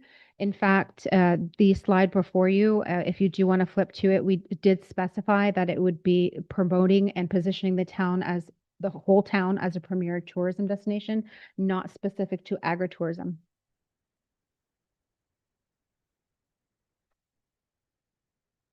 Yeah, and just to piggyback on that, so this is new, and it is in addition to if we were to partner with TWEPI on their proposal for what they want to do, right, for tourism. This is all on top of that. Or are you making considerations that we may be doing that and this is also needed? Through you, Madam Mayor. So Councillor Guerin, this is actually your strategic initiative. So this is in your plan from about 3 years ago or so. The intent at the time was a separate standalone strategy, a marketing strategy to, let's use an example, the Join Us in Essex campaign not too long ago, in really branding the town for tourism above and beyond what TWEPI does for the town.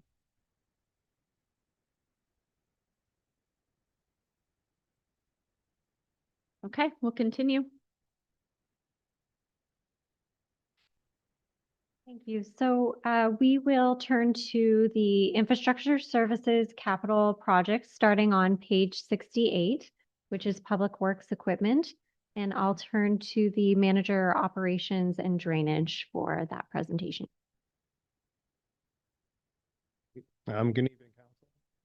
So this first slide we have here is something we show every year at budget deliberations. Basically, it just expresses what our depreciation looks like for assets and then what the costs and repairs are to maintain those things as the life goes on of them. And then you have in the middle kind of the sweet spot or the optimum cost of assets. So that's kind of one of the main things we're looking at when moving our equipment or other things we need to purchase within a department. And this is basically the theme we'll have for the next few slides. So the first one is closed trailer. Met its useful life, frame starting to see corrosion, and obviously because of the environment it sits in. Basically what will happen at some time if we don't replace this, it could be an issue for safeties in the future and might become an unusable piece of equipment for us. So this is being funded from asset management reserve. The next one isn't a piece of equipment, it's rather one of the locations within our shop. This is at our Harrow facility at Public Works. If any of council's been in our shop, you know it's very congested. This is our mechanics bay that we're looking at moving. So it'd be within the current building, but we're looking to relocate it within the building to make a better work environment for the mechanic and the operators. Right now, it's very congested, as you can see from the pictures. A lot of equipment, a lot of tools, and it's been a noted safety hazard for us for several years now. So we're looking to make this a better work environment for our staff. Next slide. So this isn't a current vehicle that we have. This is a new request. It's a 5-ton plow that we had in, I believe, last year when we got our new Public Works staff member approved. Something we want to bring forward because we're looking to add an additional route potentially in the urban center. That's mainly what this truck's use would be to plow the urban center, whether it be Harrow or Essex. And obviously with the growth that we're having, there's a need for it. So this is looking to complement the current staff that we have now. And this is going to be funded from the DC Reserve. So these ARI lifts, they're basically a lift that our mechanic uses on a daily basis. Obviously, as they are, it's to pick up trucks and vehicles and equipment so he can service them within the shop. They've been a great piece of equipment for us. It has a pretty good residual value right now because we maintain them very well. The issues with these will be, like it's noted, as the batteries and potential of the motherboards within the units themselves. If one of them go, they're basically all useless. They're all connected and they needed to be used together. And again, that safety aspect, if we can't safety these things, they might become unusable for us if we don't move at the right time. Next slide. So this is our street sweeper that I'm sure everybody has seen. Still a good piece of equipment, still good residual value. However, we do have a lot of downtime with this. There's more frequent repairs needing to be made. Very expensive to fix. We've gone through quite a few large repairs on these in the last couple of years. And the downtime is pretty hefty too. When this truck is down and we have to rent or contract another service, we're about $2,500 a day to have that service provided to us. So this truck can go down for anywhere from 6 to 8 weeks at a time if it's a major repair. Next slide. This is a budget we've been putting in for probably the last 4 or 5 years, basically to cover off small hand tools. These aren't exact pictures of what we have. It's just obviously an idea. But that's exactly what it is. Small hand tools, potentially an air compressor if it goes, tools for the mechanics bay, and other things we use within the shop. So it's basically the small hand tools and other usable items within the shop for the staff. I'll have you flip to the next one because both these trucks are the exact same. So 544 and 545 were purchased the same year. I think they're about 10 years old at this point. Again, you can see from the pictures, heavy corrosion, heavy rotting. Again, very big issue for us with safety because if it gets to the point where we can't safety these vehicles, it'll become unusable. We've already had the cab mounts rot off the frames, which actually means the cab wasn't attached to them anymore. So there's been some large repairs we're already making. And obviously the aesthetic look for our vehicles is not something we want to be driving around in either. So, and again, being funded from Asset Management Reserve. Any questions on that? Pause for questions. Questions from members of council. I have one, but it's kind of operational, but it just kind of came to my mind now. I feel like we have like a really high level of service when it comes to street cleaning. Like we do it every week and I don't believe other municipalities do that. Is that some information that we can get to bring back? I'm just kind of curious. Director Gerard, are you jumping in? I mean, every municipality does have a different model. What's unique about Essex is that we have multiple urban centers. So some communities don't need to sweep every day because they have one urban center, or every day because they have one urban center, right? So they only go out, they do a couple of days worth of sweeping and they're done. But we have to this machine has to travel all over the municipality, complete numerous areas. So I wouldn't say that it's necessarily, there may be different levels of service happening for sure, but I wouldn't say that our level of service is extremely high. I wouldn't say that at all. Questions from any other members of council? Okay, we'll continue. We are now on page 69 of the budget book, which is roads and roadside, and I'll turn it over to the manager of capital works and asset management. Good evening, Mayor and Council. For road and roadside, we have 6 projects this year, but I'm going to first off start off with our slide on our 5-year capital plan. So Council may have seen the email that was sent by Director Gerard. The Infrastructure Services has been updating our 5-year plan now from 2026 to 2030, and it aligns with the budget that's being proposed tonight for the 2026 for the projects that are water, storm, and sanitary. So this is a living document, right? And it you may have noticed if you've had a chance to look at it yet, but your review that some of the projects may have shifted along there, and those are because it is a living document and priorities of the corporation and council affect it.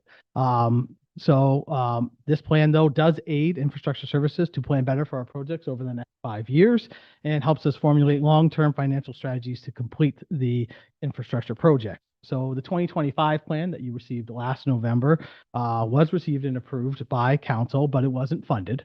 And regardless, though, infrastructure services use that plan to implement our projects both in 2025 and also for 2026 here. And in addition, it also satisfies the town's strategic plan initiative outlined for water, wastewater, and stormwater planning, as well as our 10-year road forecast.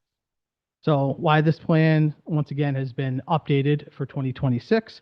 It hasn't, once again, has not been gone to council for funding, but we wanted to bring your attention to the summary tables within the report because it kind of gives council an expectation beyond this year of what we're hoping to accomplish in 2027 through 2030.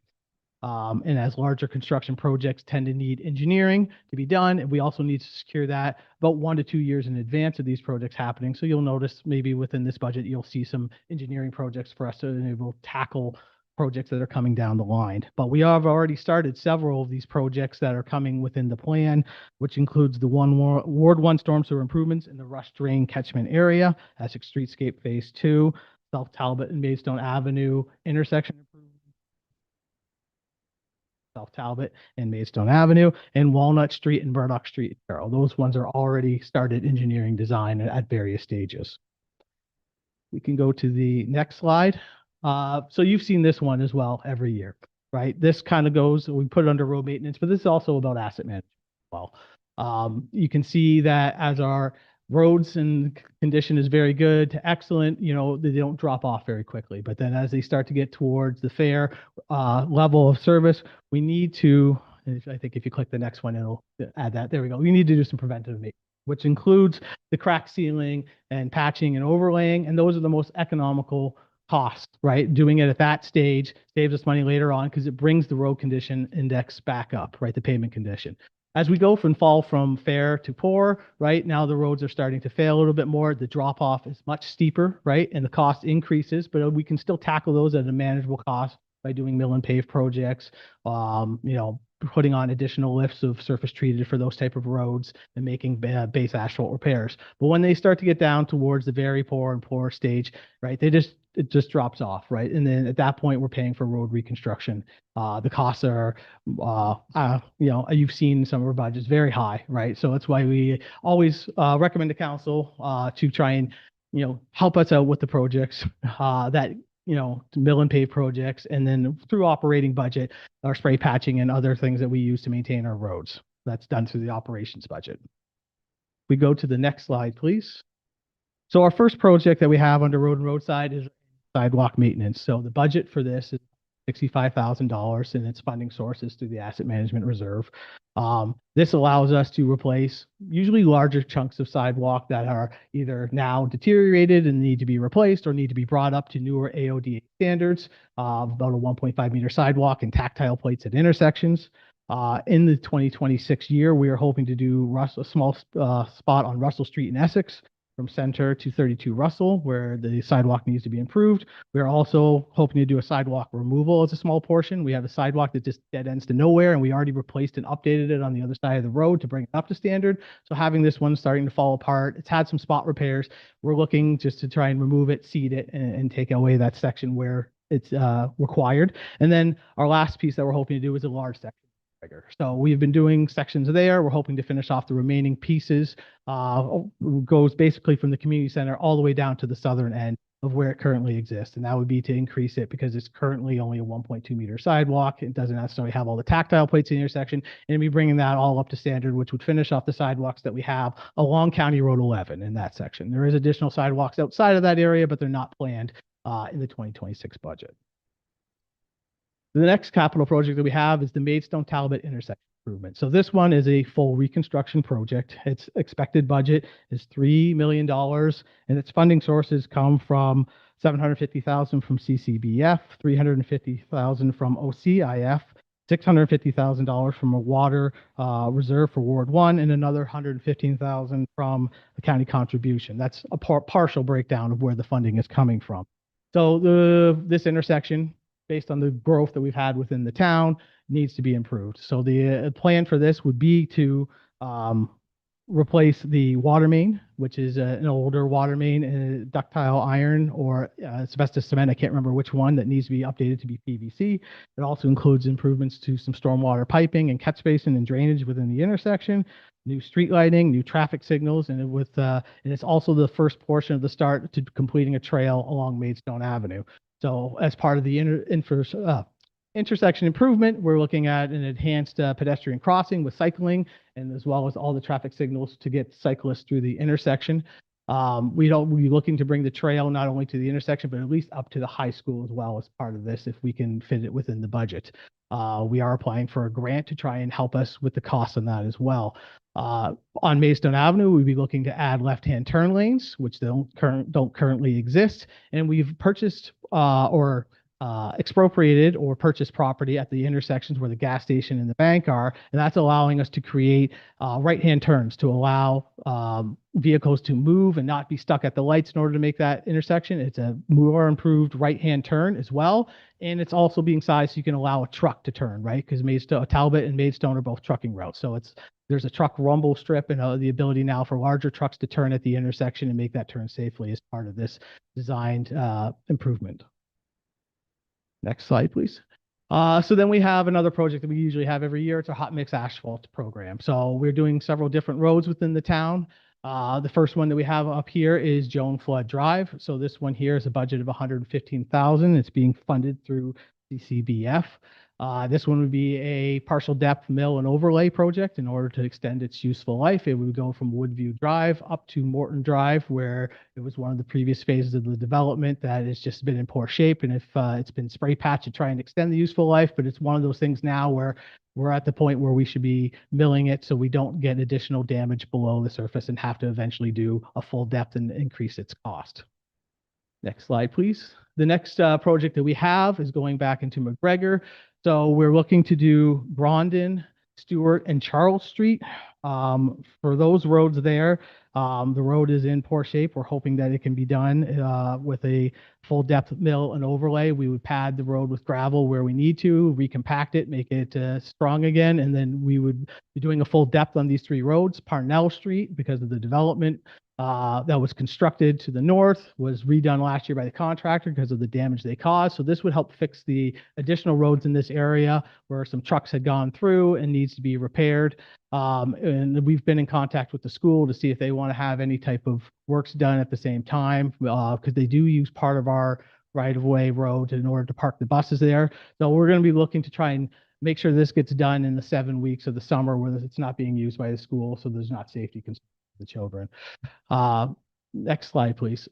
And I believe it's the last hot mix asphalt road that we have. We're going into Colchester Village. So here we are looking to do Harrison Street from Dunn Road to County Road 13, and we're looking to do Jackson, Sydenham, and Baggett Street from Harrison down to County Road 50. So as part of this ties in with a water main replacement program that Manager Mackey will be probably speaking to later. With the water services there are not the right type of PVC pipe. They've been failing and causing problems and lots of repair. So we're going to go in and make all these service repairs and then come back in and pave the roads there. So while there'd be spot repairs where they open up anything at the main, we come back in, we mill, and we put an overlay in the surface to extend the useful life here in the village. Next slide. The next project we have is Iowa Road Rehabilitation Phase 2. So in 2025, we completed Phase 1 from County Road 20 down to just south of Huffman Road, and this will be the second phase.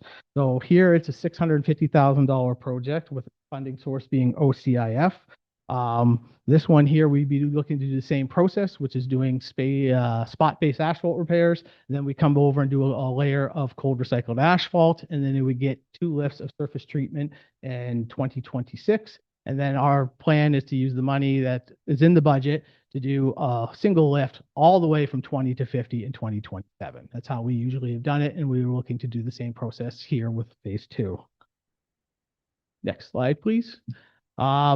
The next project that we have falls under our road treatment as well, but this one here is South Malden Road Phase 1. So you may or may not remember, but we were looking to try and do South Malden Road as part of our road treatment tender, but due to the numerous freeze-thaw cycles that we had last winter, when we had tendered this in January, by the time that ended and we had tendered the works, the amount of damage to the road, it was too far gone. It would have cost more than what the budget was anticipated. And it was determined at the time that our better use of funds would be to pulverize this road and do 3 lifts of surface treatment to have a longer extended useful life. So based on the length of the road, we are now going to be doing 3 phases, with the first phase being proposed in 2026. So we'll be starting at County Road 11 and going up to the McLean Drain Bridge, which is a structure that we had upgraded and replaced back in 2023. From there, we proceed on in future subsequent years. I think that's all on that one. So if we go to the next slide, the next item we have is our road condition assessment. So this is something that comes up 4 years, starting in 2018.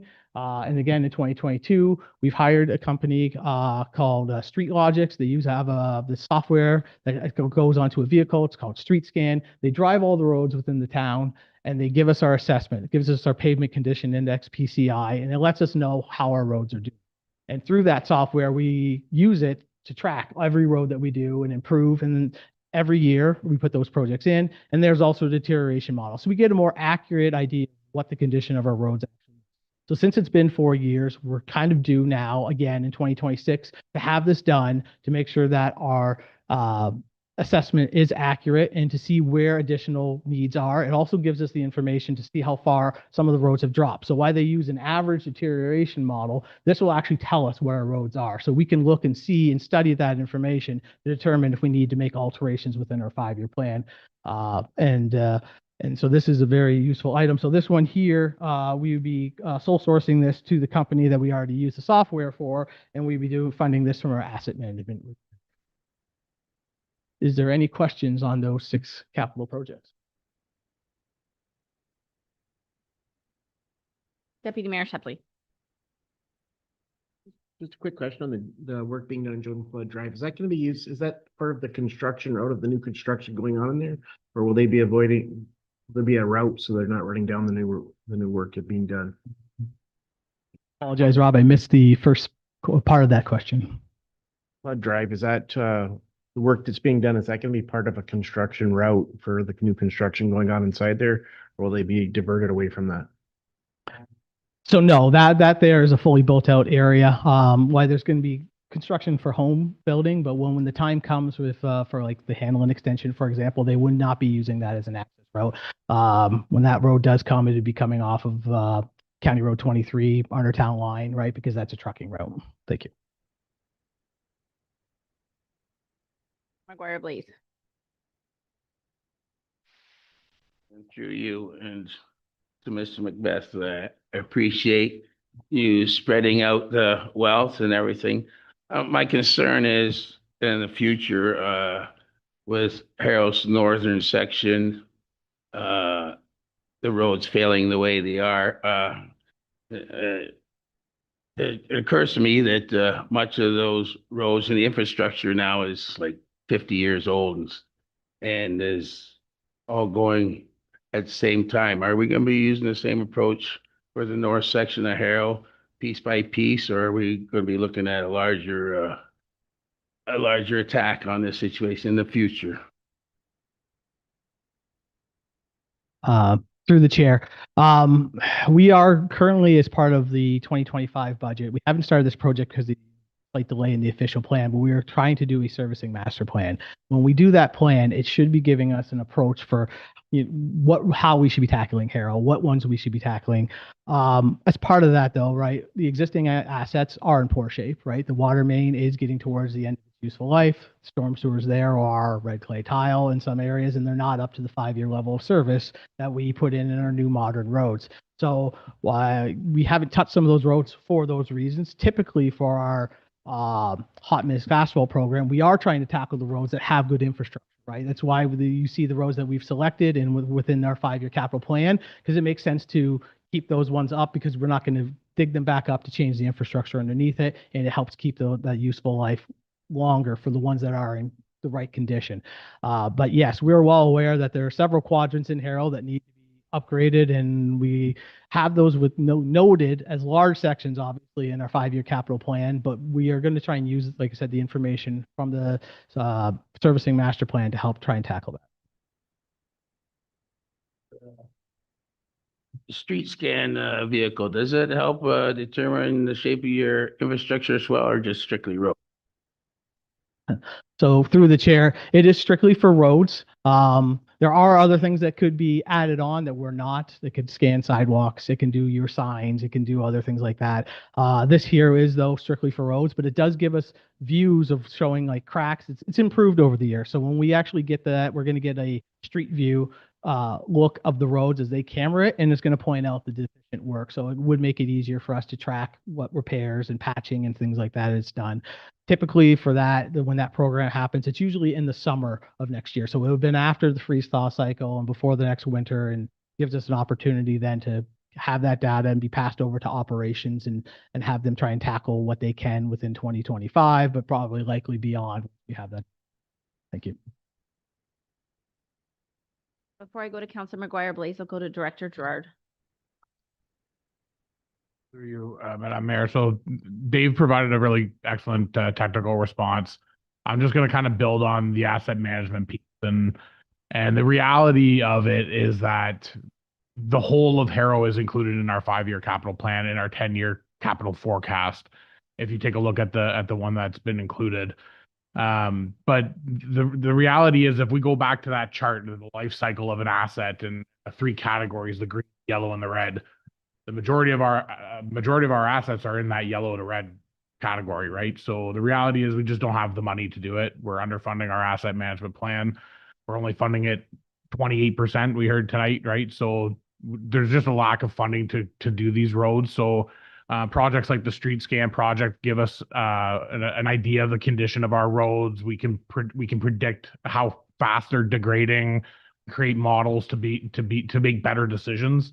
But we're really just making the best decisions that we can with the limited resources and money that we have, right? So I just felt the need to explain that we are very deeply in that red category when it comes to a lot of assets. And so sometimes you may hear from your constituents that, well, my road hasn't been done, but the road that just got done 20 years ago is being done. Well, it's because it costs 8, 9, 10 times more to do a reconstruction project, to do your water mains, your sewers, and everything in relation to a couple $100,000 for a road. So we're trying to utilize the money the best that we can, and that's why we're trying to put these models together, condition assessments, risk models, and things like the street scan to get our condition assessments done. That sometime the piper is going to have to be paid. McGuire Blaze. Through the chair. Maidstone Avenue, the intersection there, Maidstone and Talbot, are we proposing to actually start this project in 2026, or are we looking for quotes in 2026? And when do we think that it'll come to fruition? Through the chair, and talking with our consultant, we're hoping to put this to tender sometime in early February, closing the tender sometime in March. And if we can start construction in either late April, mid to late April, or early May, depending on the time. Don't yet have a working day count from what is expected because they're still writing the specification, but I would assume that we're probably looking at 2 to 3 months at least of construction time there. And once again, we'll have to look at this. It'll be probably, I would want to put this out to council, right? You know, when we tried to do the Essex Streetscape, we tried to leave the roads open, and that there's a possibility that this might close the intersection and we may have to detour traffic around. We'll have to work that out with the consultant and our contractor. We don't yet know the impacts until we find out who it is, see what the contractor has as their plan and schedule, and see what we can do to try and obviously keep as many businesses and impacts down, but that would be our goal. So it is the plan to try and finish this project fully within 2026, although it'd be a carry forward because of maintenance and other things that need to be taken care of within the following year. But the idea is to have the construction done in 2026. And then you mentioned at the beginning that there's plans in some form of works for the South Talbot sidewalks. This is year 3 we're going into that I thought that those plans were done. Where are we at with the plans? Because this is the 3rd time that we're talking about it in a budget meeting on a sidewalk.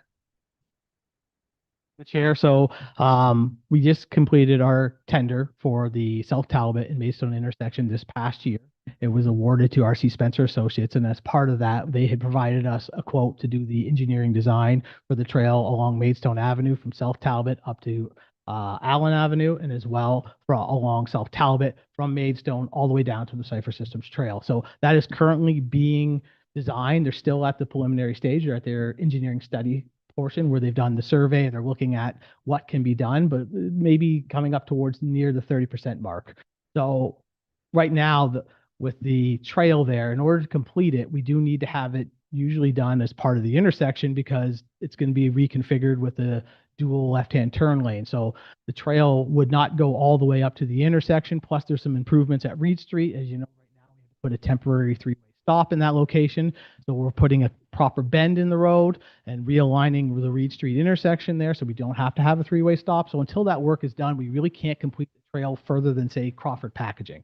So at this point, and for pricing reasons, it's probably best to just complete that all as one. And within the 5-year plan, I believe it is, I don't have it memorized off the top of my head, but I believe it's currently 2029 that we have that intersection proposed. It's also within your budget. To the CAO, is this normal that we would put something in a budget in 2023 for design, engineering design? We're not going to see it actually we're not going to see the engineering until 2027 at this point. And then we're not going to have a design until, we're not going to potentially even have a sidewalk until 2029. That last part, ignore. The first part is from 2023, we budgeted for it, and now we're not going to get it until 2027. And we keep talking over and over again about how we have to get it done now because prices increase. This is one really good example of we're postponing the engineering of a sidewalk 4 years, 5 years. Like, I'm just super frustrated that at this particular trail, and this process is extremely frustrating that we were told this was getting done in 2023 and it was forgotten about, and then we're told it was getting done in 2024. Sorry, 2024, it was forgotten about. 2025, it was on the books. Now we're 30% in 2025 and we're looking at 2026, well, 2027. Like, it just, this is the part of politics that people get angry about. Like, we were talking about this 3 years ago and we're not even halfway there. Like, that's very frustrating. So this is all good feedback, right? And that's why we're here tonight at the walkthrough. So we want to hear council's input over the next 2-week period. It's important to us to hear what your strategic priorities are. And so I think we can take that as feedback constructively and come back on deliberation night with potentially some different options and run through those with you on deliberation day. So it's all good feedback at the end of the day.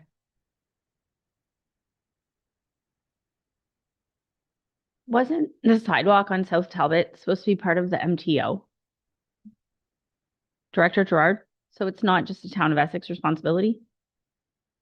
Through the chair, the town negotiated with the MTO to install this trail as part of the MTO highway expansion project. Originally, the MTO was going to install the trail themselves as part of the works. Unfortunately, they would not construct the trail that would not meet their standards. So they approached the town about installing the trail on their behalf, and they would fund it. So we're currently negotiating with the MTO, which we're very close to completing the funding agreement for that trail. For the engineering piece, we originally had the engineering in the 2024 budget.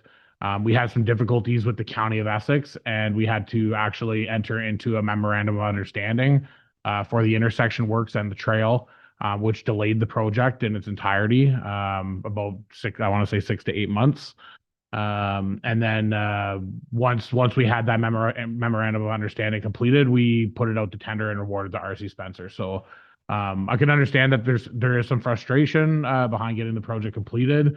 However, there were a lot of external variables there that were out of our control. So there wasn't much that the town could do to facilitate anything any quicker or any more quickly. Fortunate thing is that we did manage to get the MTO to fund this trail in its entirety at 100% their cost, where they weren't going to do anything at all. So there is a positive spin to it, but as CAO Jurcevic mentioned, there is good feedback. We can take that back. It's important for us to understand what your priorities are, and if those are if your priority is to complete that project quicker, we'll have to have a discussion about what those funding strategies might be and how we can get that project. Mr. Gerard, it is really important that members of the public understand that there are external variables as well, that it's not just something within our control and time internally here at the town of Essex. I think that's really important. Any other messages or comments from members of council? This capital plan is one of the things that I'm most proud of this term, because even though it ebbs and flows and changes to some degree, we actually have a plan that we can go to the residents. One of the things that I would hope is one of the things that we need to do, and we don't have the resources yet to do them, which is why I will be supporting the position, the extra communications position. Residents don't understand why we do certain things to roads at certain times. For example, in my subdivision, we just did Maple Avenue, and people are like, well, why did you do a shave and pave there when, Sinisac or, Walnut needs done? Residents don't understand everything you just told us, and there's only 20 people watching. So we really need to do little video clips, little interactive things. I would hope, one of the things that I'm going to try to get in the future is capital plan open houses in both urban cores, where we have those slides there where we can show people, this is why we do what we do, because we do a lot of great things. We're working on a lot of great things, but we don't really communicate them out enough, because not enough people are watching tonight, learning about our roads and why we do them. Anything else on roads? Okay, if not, we will continue.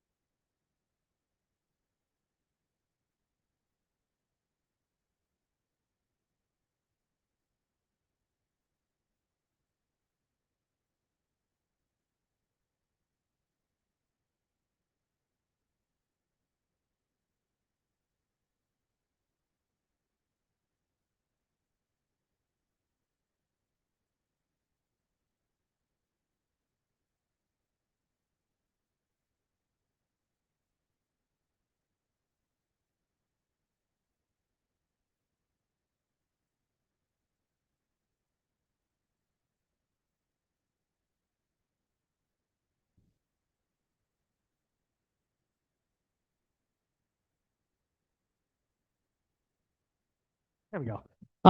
So we'd be looking to do the sewer coming off of Bell Avenue up to about only Allen Avenue. It needs to be a box culvert. It's a very large sewer because we need to put a lot of flow there. It also gives us the ability, if we make this change, to take some storm sewer design coming in from Allen Avenue, where you have industrial potential growth, as well as Forest Avenue. And those areas could potentially drain into this as well. So this one here, we're asking for only $800,000, which is a large amount, but this project overall is going to be much more in future years of an ask. It would be coming from the Urban Levy Reserve out of the storm sewer program, and our stormwater reserve, and we'd be looking to install that, as I said, in 2026. It would we need to do future phases, but for now, this is the first step to creating an outlet that could potentially provide solutions to the people who are having drainage issues. And then there may be additional storm pipe that would be replaced under this budget as well, under the Maidstone Avenue, depending on how much additional changes as they finalize the design for that area as part of the intersection improvement, because there is a storm sewer that drains within that area on the south side. So, but most of this is being focused towards doing this outlet improvement. And that's what we have. Is there any questions on stormwater? For members of council on stormwater.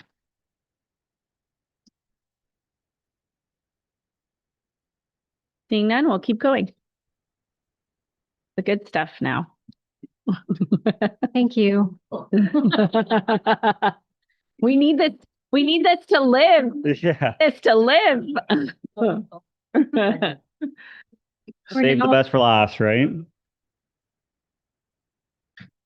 right, good evening, members of council. So my name is Rob Mackey, the manager of Environmental Services Department here. I'll be presenting the Environmental Services capital budget here. Next slide, please. So this is our water service replacement program, and this is tied towards what Dave, Manager Macbeth here had spoke about. So we're looking at resurfacing the area in Colchester Village, and this particular area has major issues with the existing water service lines that are in the area. So we are proposing to go in and change over and update all the water service lines up to the property line prior to paving. So we have a budget of $400,000, and this would be funded through the Water Wards 3-4 Water Reserve. Next slide, please. So you're going to see a common theme here with our contingency budgets that we have. We have various contingency budgets that we rely on throughout the year. So this budget, the funds here get used as an as-needed basis, right? So this just goes towards replacing failing or updating existing equipment within our environmental services department that we don't typically plan for. And we're looking for $10,000 for the wards 1-2 and $10,000 for wards 3-4, both being funded from the water reserves from their corresponding ward system. Next slide, please. The next is our contingency budget that we have set aside for the water treatment plant. As stated before. Oh, just turn your mic on. Is it on? Was it not on before? Oh, my apologies. Yeah, fair enough. Sorry. So this is our contingency budget for the Harrow Colchester water treatment plant. So this is used on an as-needed basis to address any sort of unplanned emergency repairs or failure of equipment. We have a budget of just over $200,000, which is funded through the water reserves for Ward 3-4. Next slide, please. And this here is the budget for our Aqua capital recommendations. So with our Aqua team that takes care of our water treatment facilities and our wastewater treatment facilities, we carry about a 5-year, 6-year projected capital budget of what our facilities need for the future. So this year we have a budget of just over $500,000, $517 and $500. And some of the major projects included in this is dredging of our backwash pond, which hasn't been done in decades. Replacement of one of our 3 high lift pumps. We have spread this across 3 years. So we did one of them last year, one of them this year, one of them next year. We're replacing various pieces of equipment across our facility, whether it's PLCs, UPSs, alum pumps, and we're also upgrading our chlorine system. As well, we have some miscellaneous facility maintenance included in this. Our LED conversion program for this facility, changing out over fluorescent bulbs, as well as some flooring replacement for the facility itself. Next slide, please. Any questions pertaining to the water capital budget? Okay, perfect. Council. I think it's great to see the standalone line item for the budget, the inflow and infiltration investigation, because I believe that's been in our budget before. It probably was kind of more embedded, and I think it's good that it stands out. I am wondering if, You're getting ahead of us here. oh, sorry. Yeah. Sorry, I was focused on a charger and then I just got excited. It's getting late. Next slide, please. And next. So the next set of slides are going to be are just geared towards our wastewater treatment facilities and our wastewater collection facilities. So our first slide here is contingency that we have for our different water treatment plants. We have 4 wastewater treatment plants, sorry, my apologies, throughout the town of Essex. So like I said before, these contingency funds are just here to replace anything that fails that's unforeseen that we haven't planned for. And they are, this is funded through the wastewater reserves for the corresponding wards. Next budget, please. So as Mayor Bondi had pointed out, this is our INI, or inflow and infiltration reduction program that we established in 2020. I believe just last year was the first year we actually had it in our actual budget. So this is a great program that I kind of orchestrate on my own, utilizing some of our local contractors. So this budget is just like an ongoing effort to address and reduce the effects of INI on our wastewater system. So it's been very effective so far, and happy to have it every year in our program. And I imagine it's probably going to keep on growing from this point on. But like I said, so $40,000 for Ward 1, $35,000 for Ward 3, and $30,000 for Ward 4, all coming from the corresponding wastewater reserves of the wards. Next slide, please. Again, a contingency. So this contingency is for our wastewater collection system. So getting sewage from our residents' homes to our pumping stations, and then eventually to our treatment facility. So this is what this encompasses. And like I said before, that this is used on an as-needed basis to replace any sort of unforeseen breakdowns, equipment failures, etc.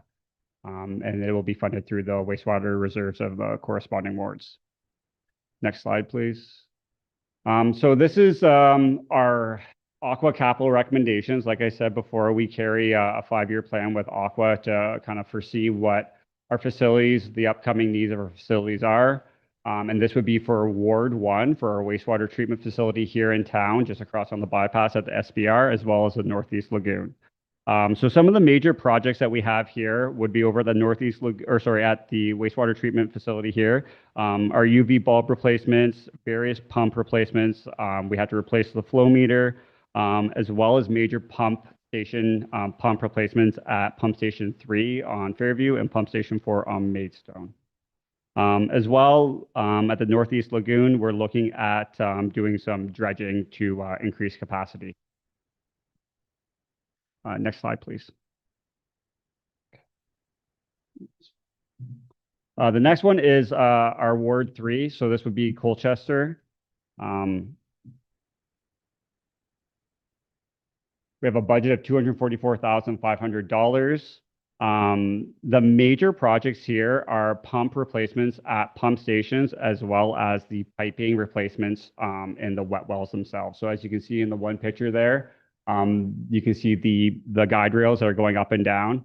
And a lot of our pump stations, they are completely corroded, like they're still operating, but they're hanging on by mere thread in a couple of them. So we're looking to get these replaced this year and upgrade them to stainless steel to avoid any sort of future corrosion.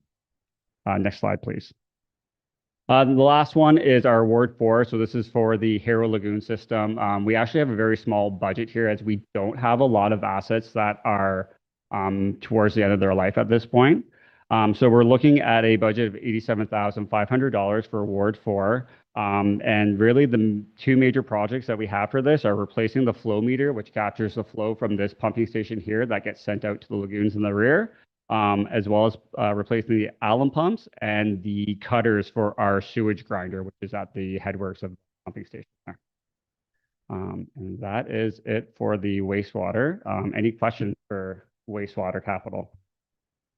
Mr. Mackey, questions from members of council? The public, can you just talk a little bit about the purpose of identifying inflow and infiltration from? Yeah, for sure. This might not. Yeah.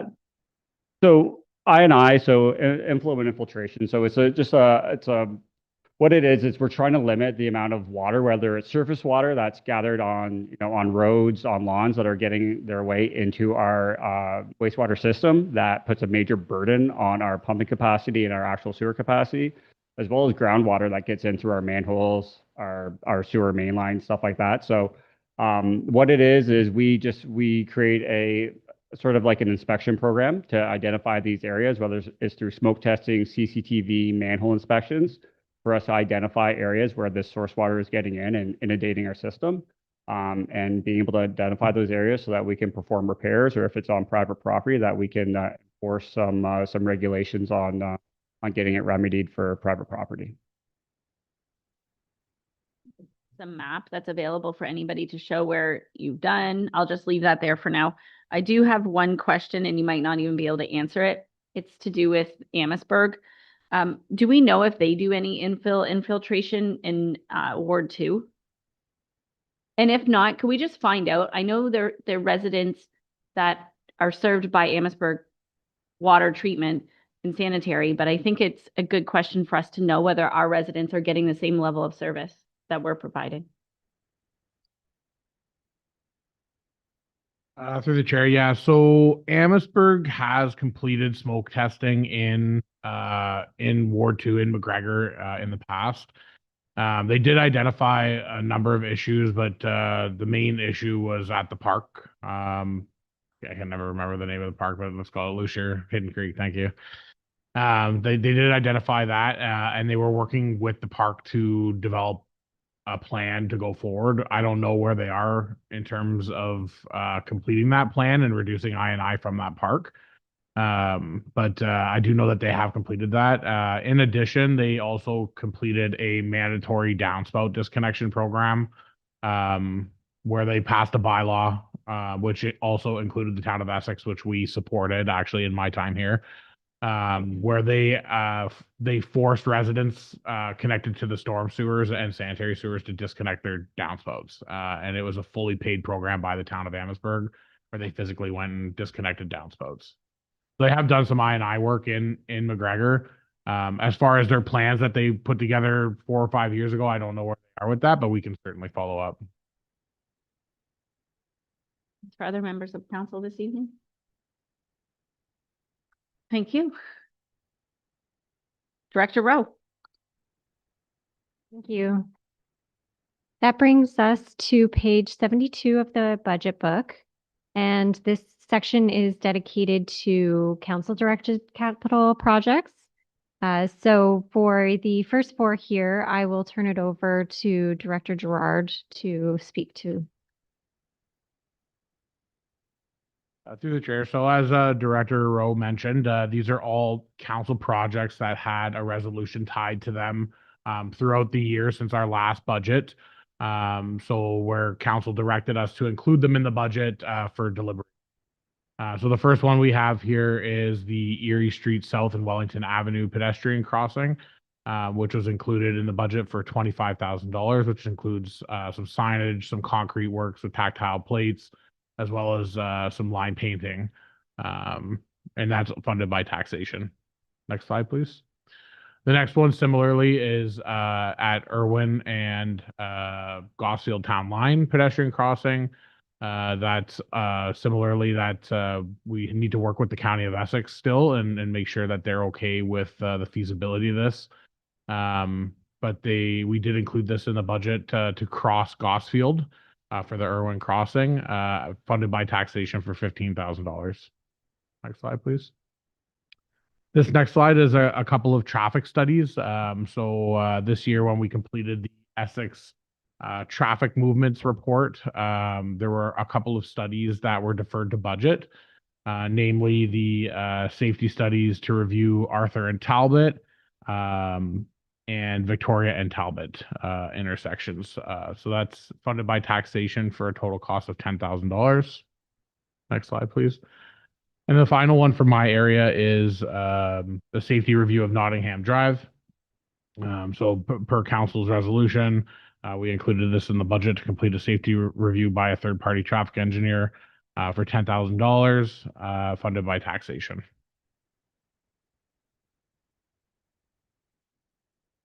Thank you. So that brings us to this slide here, which you don't currently see included in the budget. The reason that the affording housing subsidy is not yet included in the budget is because we had only received direction by way of notice of motion last council meeting. And so we did want to highlight it tonight as an item that is up for deliberation by council. And we're happy to take any questions that you might have. Dr. Rowe, any questions from members of council? Okay, we'll continue.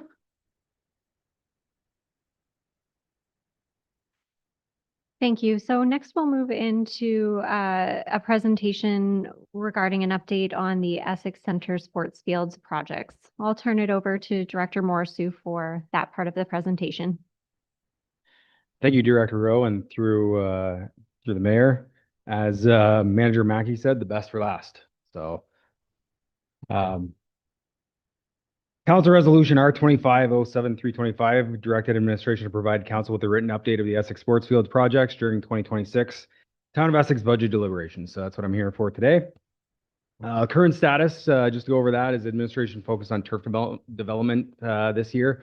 We know that we were having trouble getting turf, so we had a water line installed this year, and we were using the water to establish the turf. We've made a lot of progress on it. Still a little bit to go, but seeing a lot better results now that we have a water source. Administration was working on the phasing plan to really come up with what the best strategic approach is to the future phasing models of this. So with that said, we're looking at that, but the longer that we can wait on the turf, the better we can establish it for usability later. So we have worked with soccer and discussed with them, and their biggest concern all along the way was that they're going to lose their existing sports fields due to the Hanlon extension. And they're going to have nowhere to play. So we're not seeing any interruptions that are going to happen in 2026. Make soccer happy. And we are going to work with them over the coming months to see if there can be some sort of phase-in approach for 2026, or if it might be better for them and they're willing to do it, to just leave the fields another year to let the turf establish a little longer. So we are working those things out. So the current phase-in plan, phase one, which we completed, we received $750,000 in federal grant funding and contributed about $318,000 internally to the project. This created 6 of the soccer fields, 4 of which were senior, 2 were junior. We created a portion or most of the parking lot B, completed general site works and drainage, added 2 stormwater retention ponds. The east access off of Batten Side Road was created, and established turf, which is ongoing. So as we worked with the consultants, like I said, we were looking for that logical phase-in model for different approaches. So there's 100 different ways that we could do it. We could start with baseball fields. We could start with the rest of the soccer fields or the concession building.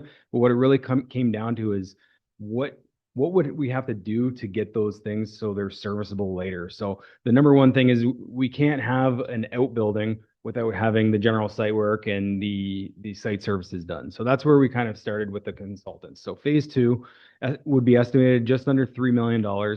This would include general site work, which would be grading, drainage, ball diamond earthwork, seed and mulch, one of the multi-use diamonds, additional parking in the main access roadway, site services, which would include electrical, sanitary, water, and communications. So with that budget, I mean, we can break the phasing down a little bit further and split it up. So let's say if there was $1.5 million that council was willing to give to the project, then we could break that down further. But this phasing model also looked at what's the best bang for your buck. So if we're going to group things together, doing site services and general site work, makes sense to do the site services at the same.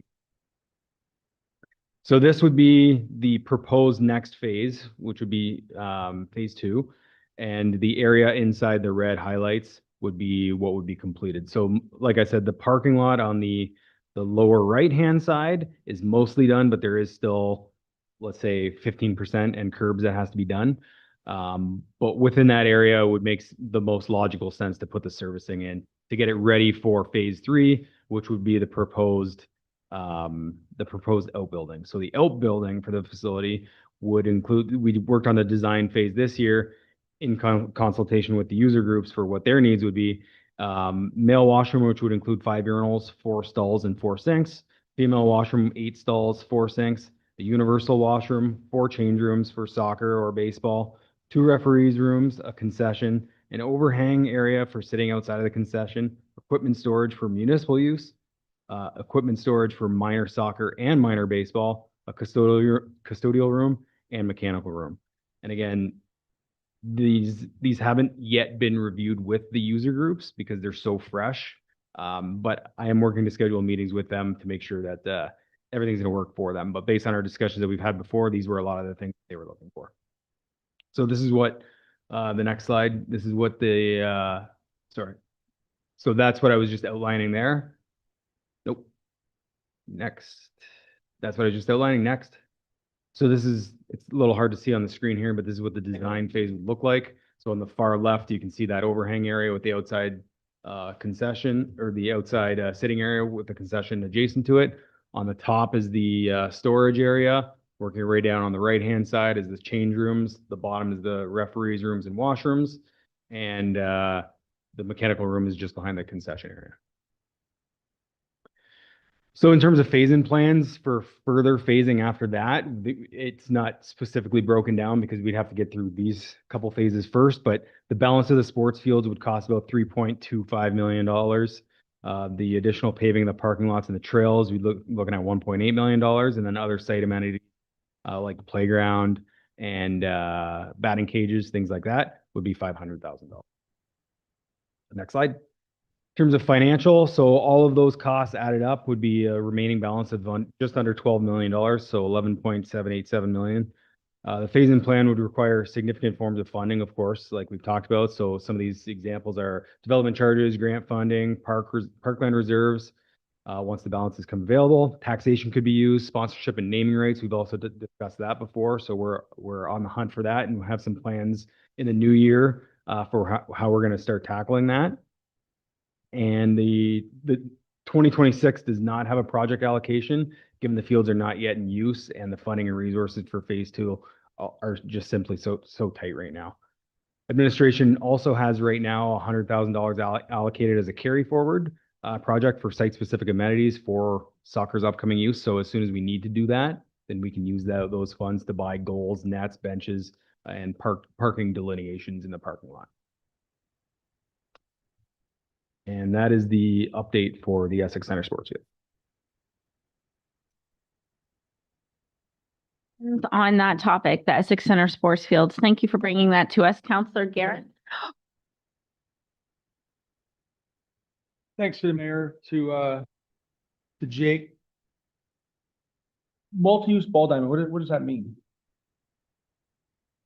So they're multi-use, so they wouldn't have a mound built in the middle. They have multiple sets of baselines, like the base inserts, so that multiple different leagues or groups could use it.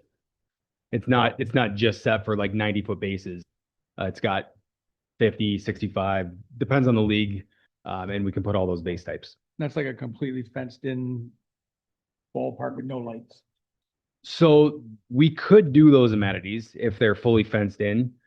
Most multi-use don't have fencing all the way around. It's not to say it's not possible. Same with lights. Most of the time, your major hardball diamond is going to be the one that's going to have the lights around it. But not to say that those other amenities can't. The proposal right now would be the main hardball diamond would have the lights and full fencing around. Bring back up of the overview of the fields. Thank you.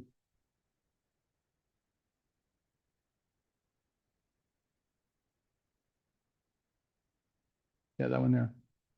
So which of those diamonds is gonna be our main diamond then? It would be the one in phase 2. So the one within the red area. That's what I was speaking of. It's Yeah. a multi-use, but it's not gonna, that's gonna be our main diamond. It's not gonna be fenced in. No, that one's labeled as baseball. How much? Yeah. Go, With perimeter outfield. It's but your quite hard to phase read. 2 says it's multi-use diamond.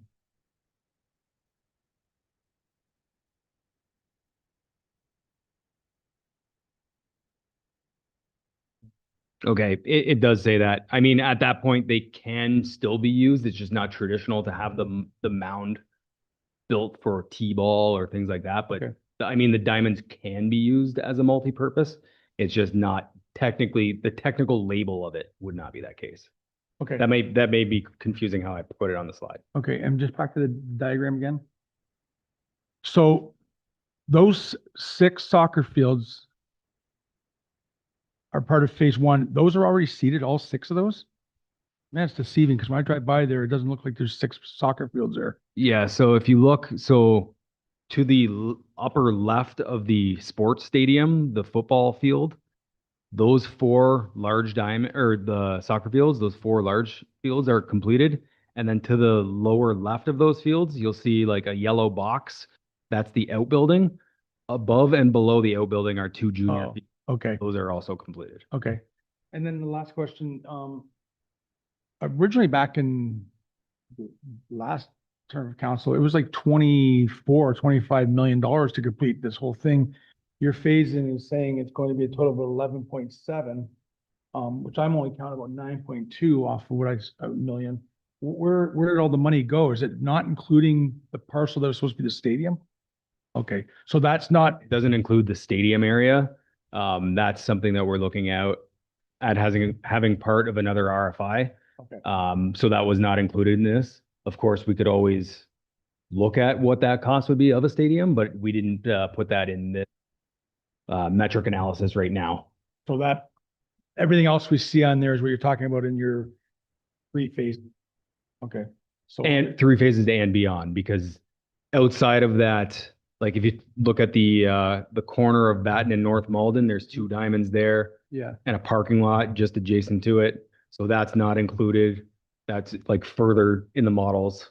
oh, okay, so the 11, So that would be like, what did it call it, as phase in plan, future phases. So the balance of sports fields would be in basically your phase 4 and 5, depending on funding, how you would break it down. the 11.8 is phase 1 and this phase 2 only, No, and the it would be all encompassing. except for the stadium part. Correct. Okay, thanks. Counselor McGuire, please. Chair. Great feedback. I love the detail. When would you be proposing to start phase 2? Through the mayor, I could start it tomorrow if I got the money. We honestly, like at this point, all the modeling and everything is done. I would just have to go to the consultants and say, hey, I need detailed design for RFPs. And it would be out there probably within 3 months. But the reality is as mentioned, it's a funding situation. So we're seeking that funding. We are going to be working now that we have some very detailed information, we're going to work with finance to have a detailed funding plan for the next term of council. So we can have an actual plan of how are we going to actually tackle this?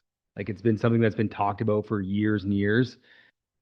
I don't think it's realistic that we're going to see major grant funding to be able to do this. So relying on the grant funding and other government sources probably isn't where we need to be focusing our attention. We need to be focusing elsewhere. So what's that plan going to look like?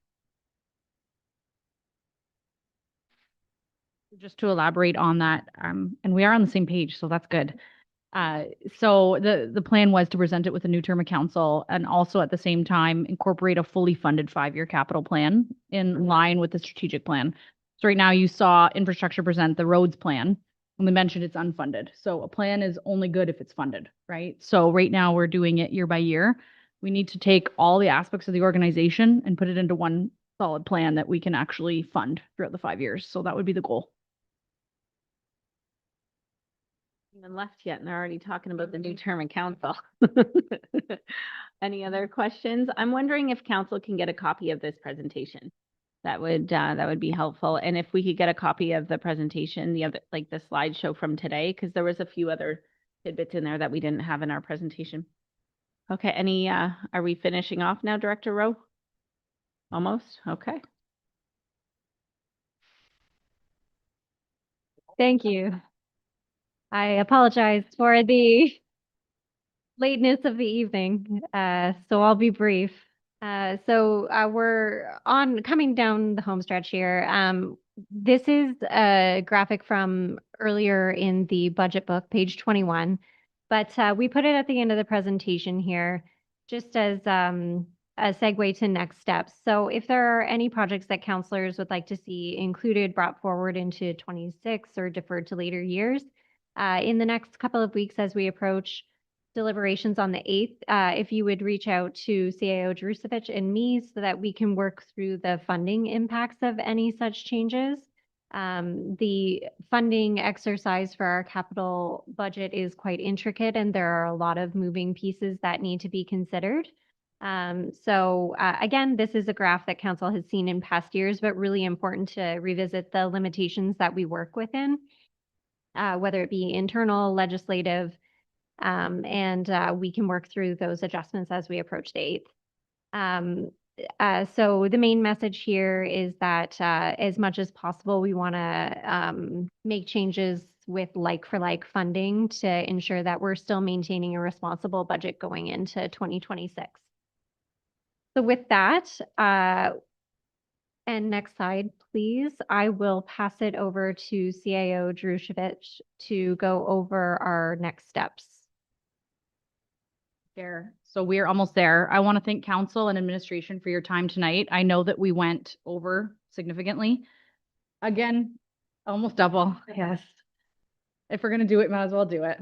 Again, we'll distribute the slides immediately after this meeting. So tonight what you saw was administration bringing forward projects they considered to be most urgent, in line with council's strategic plan, but also where a funding plan could be achieved. Council will now have the document for a 2-week period before we head back to the table to make some decisions. In the next 2 weeks, we encourage you to bring your changes or initiatives that might have been missing from this document and meet with the appropriate director. This will help all of us on deliberation day as we can make sure that we've come up with a funding model to make your project happen. Or alternatively, if the project is tax funded and you do not want to see a 4.92% blended tax increase, any cut to a tax-funded project would reduce that increase. So that's something to also keep in mind. The 4.92 on a blended average across the town of Essex. So the budget is, just lastly, the budget is the most collaborative exercise that we do on an annual recurring basis as an admin and a council team. So it's a delicate balancing act of service delivery, ensuring stabilized tax increases, and achieving council's term goals. We look forward to finalizing the 26 budget when we head back here for deliberations on December 8th and 9th. And in closing, I just want to thank our finance team. They've put a lot of work and effort into tonight's, even though they went an hour over, the content in it was great, and we really appreciate it. Thank you. At this time, I'll seek a motion that we receive the presentation on the proposed 2026 budget for the OPP Detachment Board. We're just receiving the presentation. Deputy Mayor Shepley, Councilor McGuire-Blaise, any questions to receiving the OPP presentation? All in favor? That's carried. I'm looking also for a motion to receive, just to receive the proposed Essex Center BIA, the presentation on the Essex Center BIA board budget. Councilor Guerin, Councilor Allard, any questions? We're just receiving the presentation. All in favor? That's carried. And at this time, I will seek a motion that the report entitled 2026 Proposed Budget presented by Director Rowe, our Director of Corporate Services Treasurer, be received. Councilor Mady, Councilor Guerin, any questions? All in favor? That's carried. And at this time, we will have a motion to adjourn. Deputy Mayor Shepley, Councilor McGuire-Blaise, all in favor. That's carried. Have a good evening, everybody.